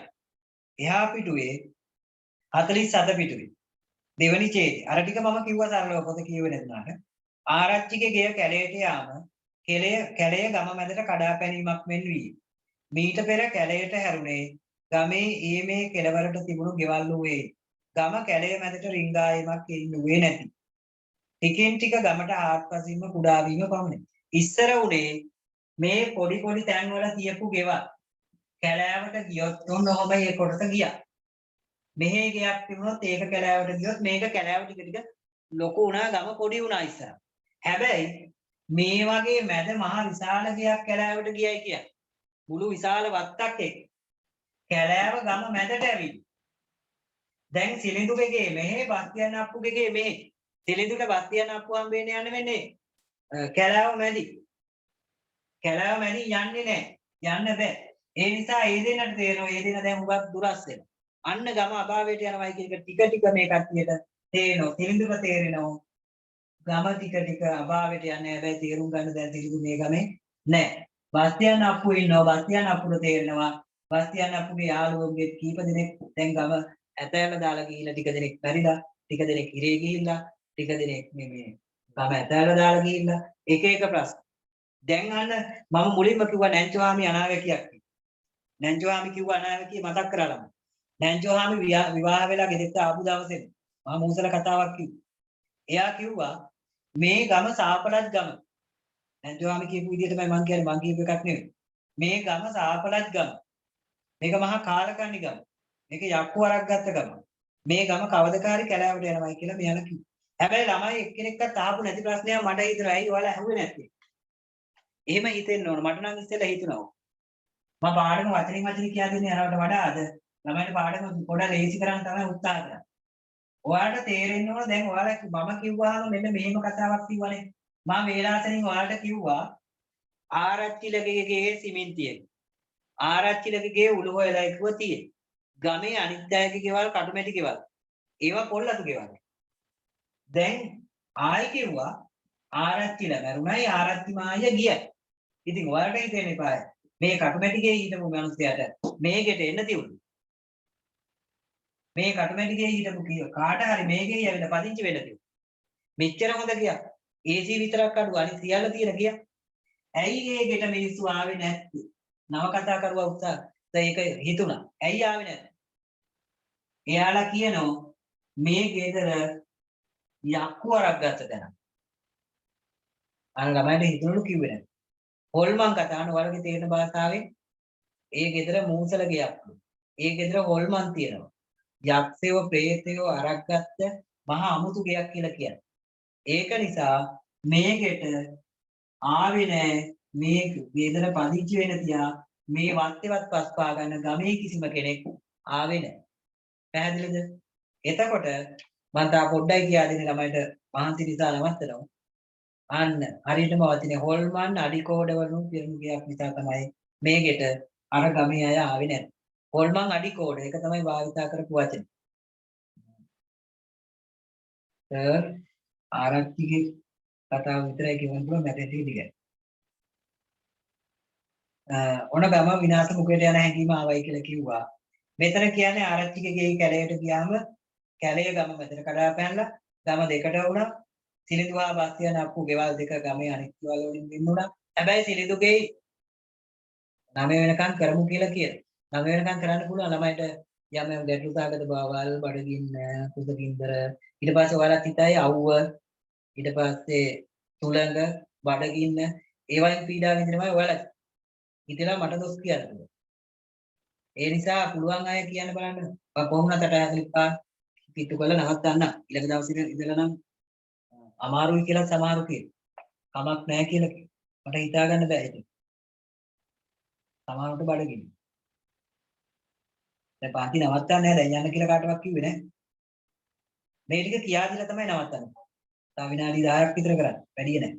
කරමු. බත් කාපු අය කියන කරමුණු බත් නොකාපු අය කියන නවත්තමු. කවන්නේ අහගන්නකො. අපි දැනට මේ ඡේදය කරමු. එතකොට අපි බලමු පුළුවන් තත්ත්වයක් තිබුණොත් කරමු.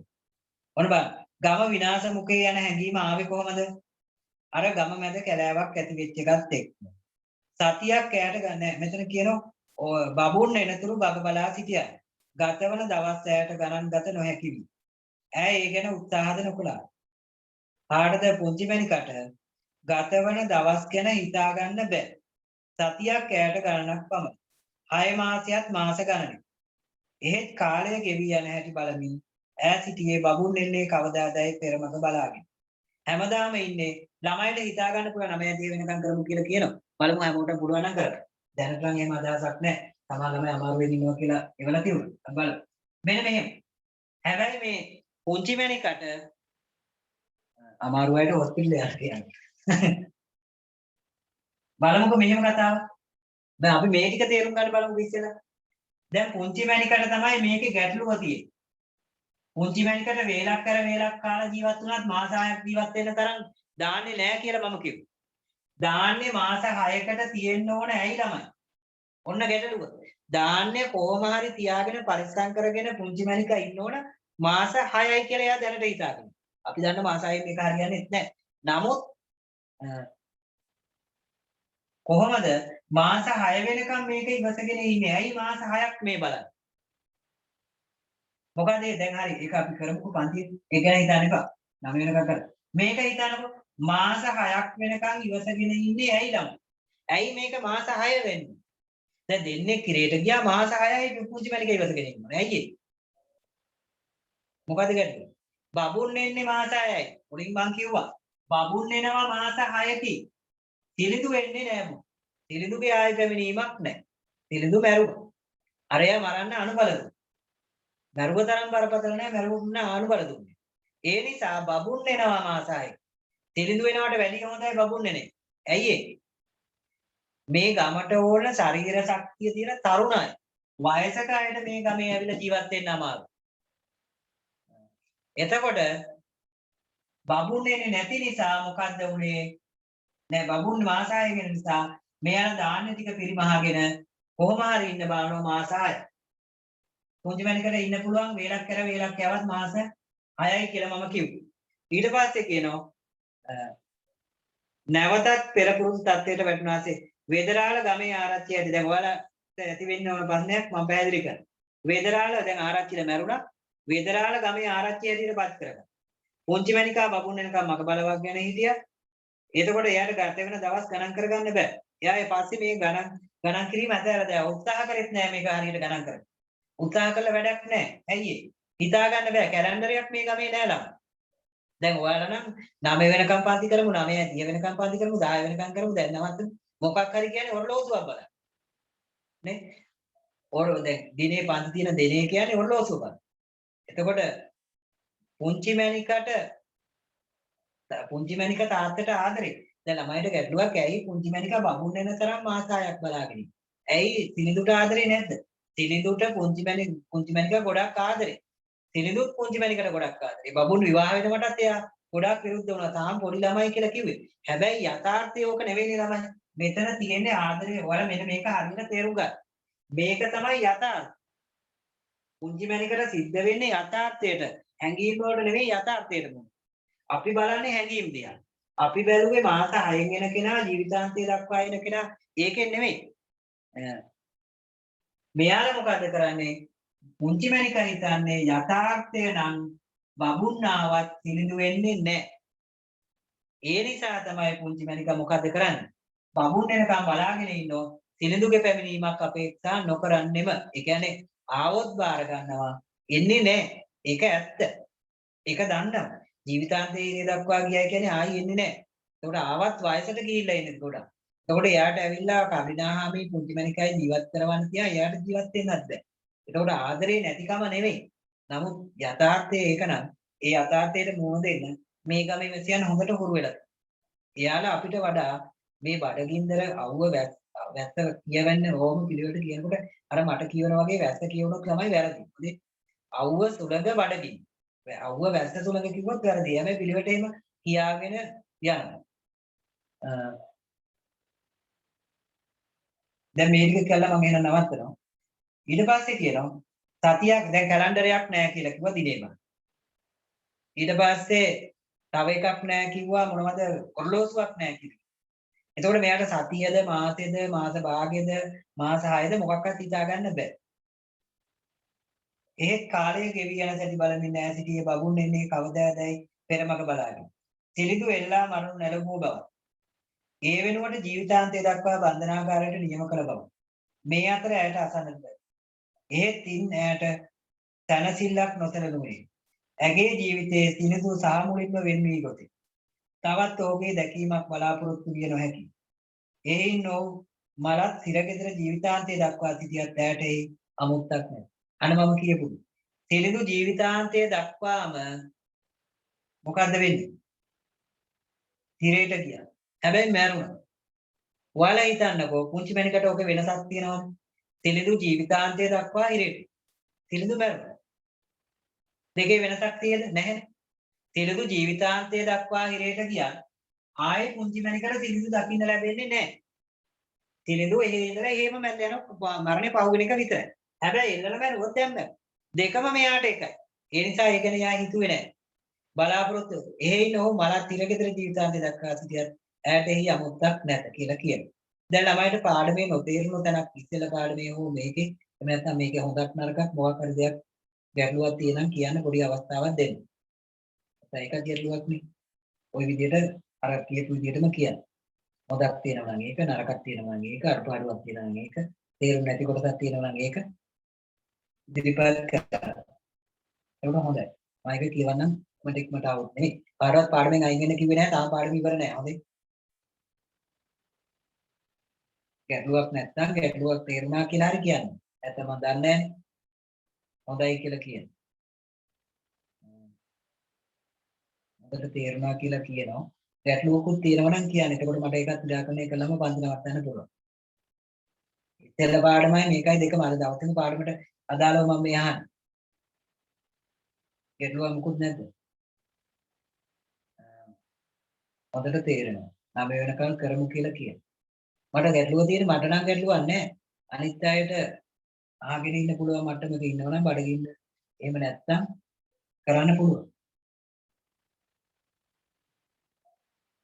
බෑ කියලා කියනවා ඒකට නම්.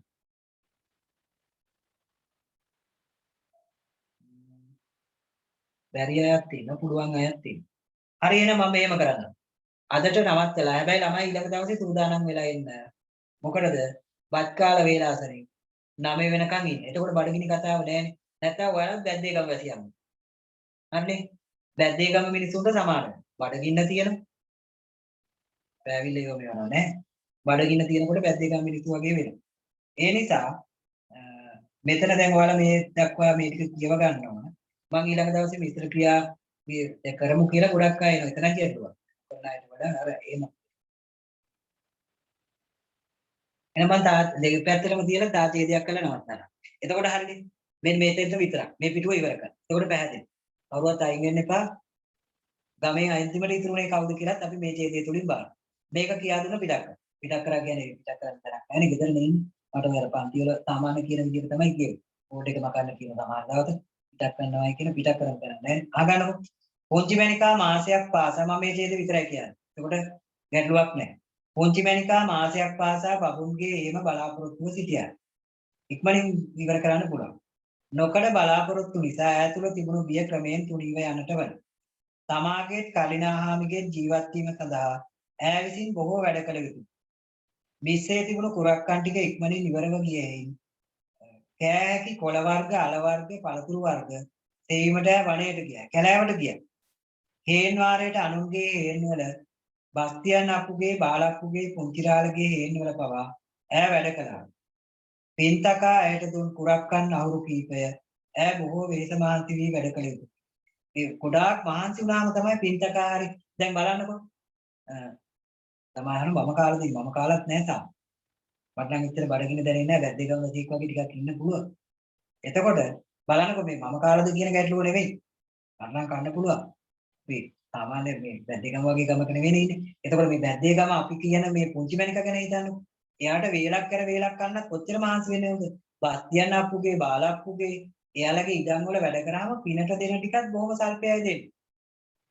හරි මේ නිකන් මේ ලෝභකමින්ම. හරි ඔන්න ඔය ටික කරා. දැන් 47 පිටුවේ තියෙන්නේ. ඊළඟ දවසේ ළමයි මේ ටික කියව ගන්න. මම කියපු අර පණිවිඩෙත් හොඳට මතක තියාගන්න. අච්චු පොත් ටික අනිවාර්යෙන් කියව ගන්න. අච්චු පොත් ටික හොඳට සියලුම විෂයන් වල අච්චු පොත් ටික කියව ගන්න. කියව ගන්න කියලා කිව්වේ පාඩම් කර ගන්න කියලා නෙවෙයි. පාඩම් කර ගන්නව නම් හොඳයි. කියව ගැනීම හරි වැදගත්. ඒක කරන්න. දැන් එහෙනම් කාටත් උත්තරණයි ආයුබෝවන් පරිස්සමෙන් ඉන්න.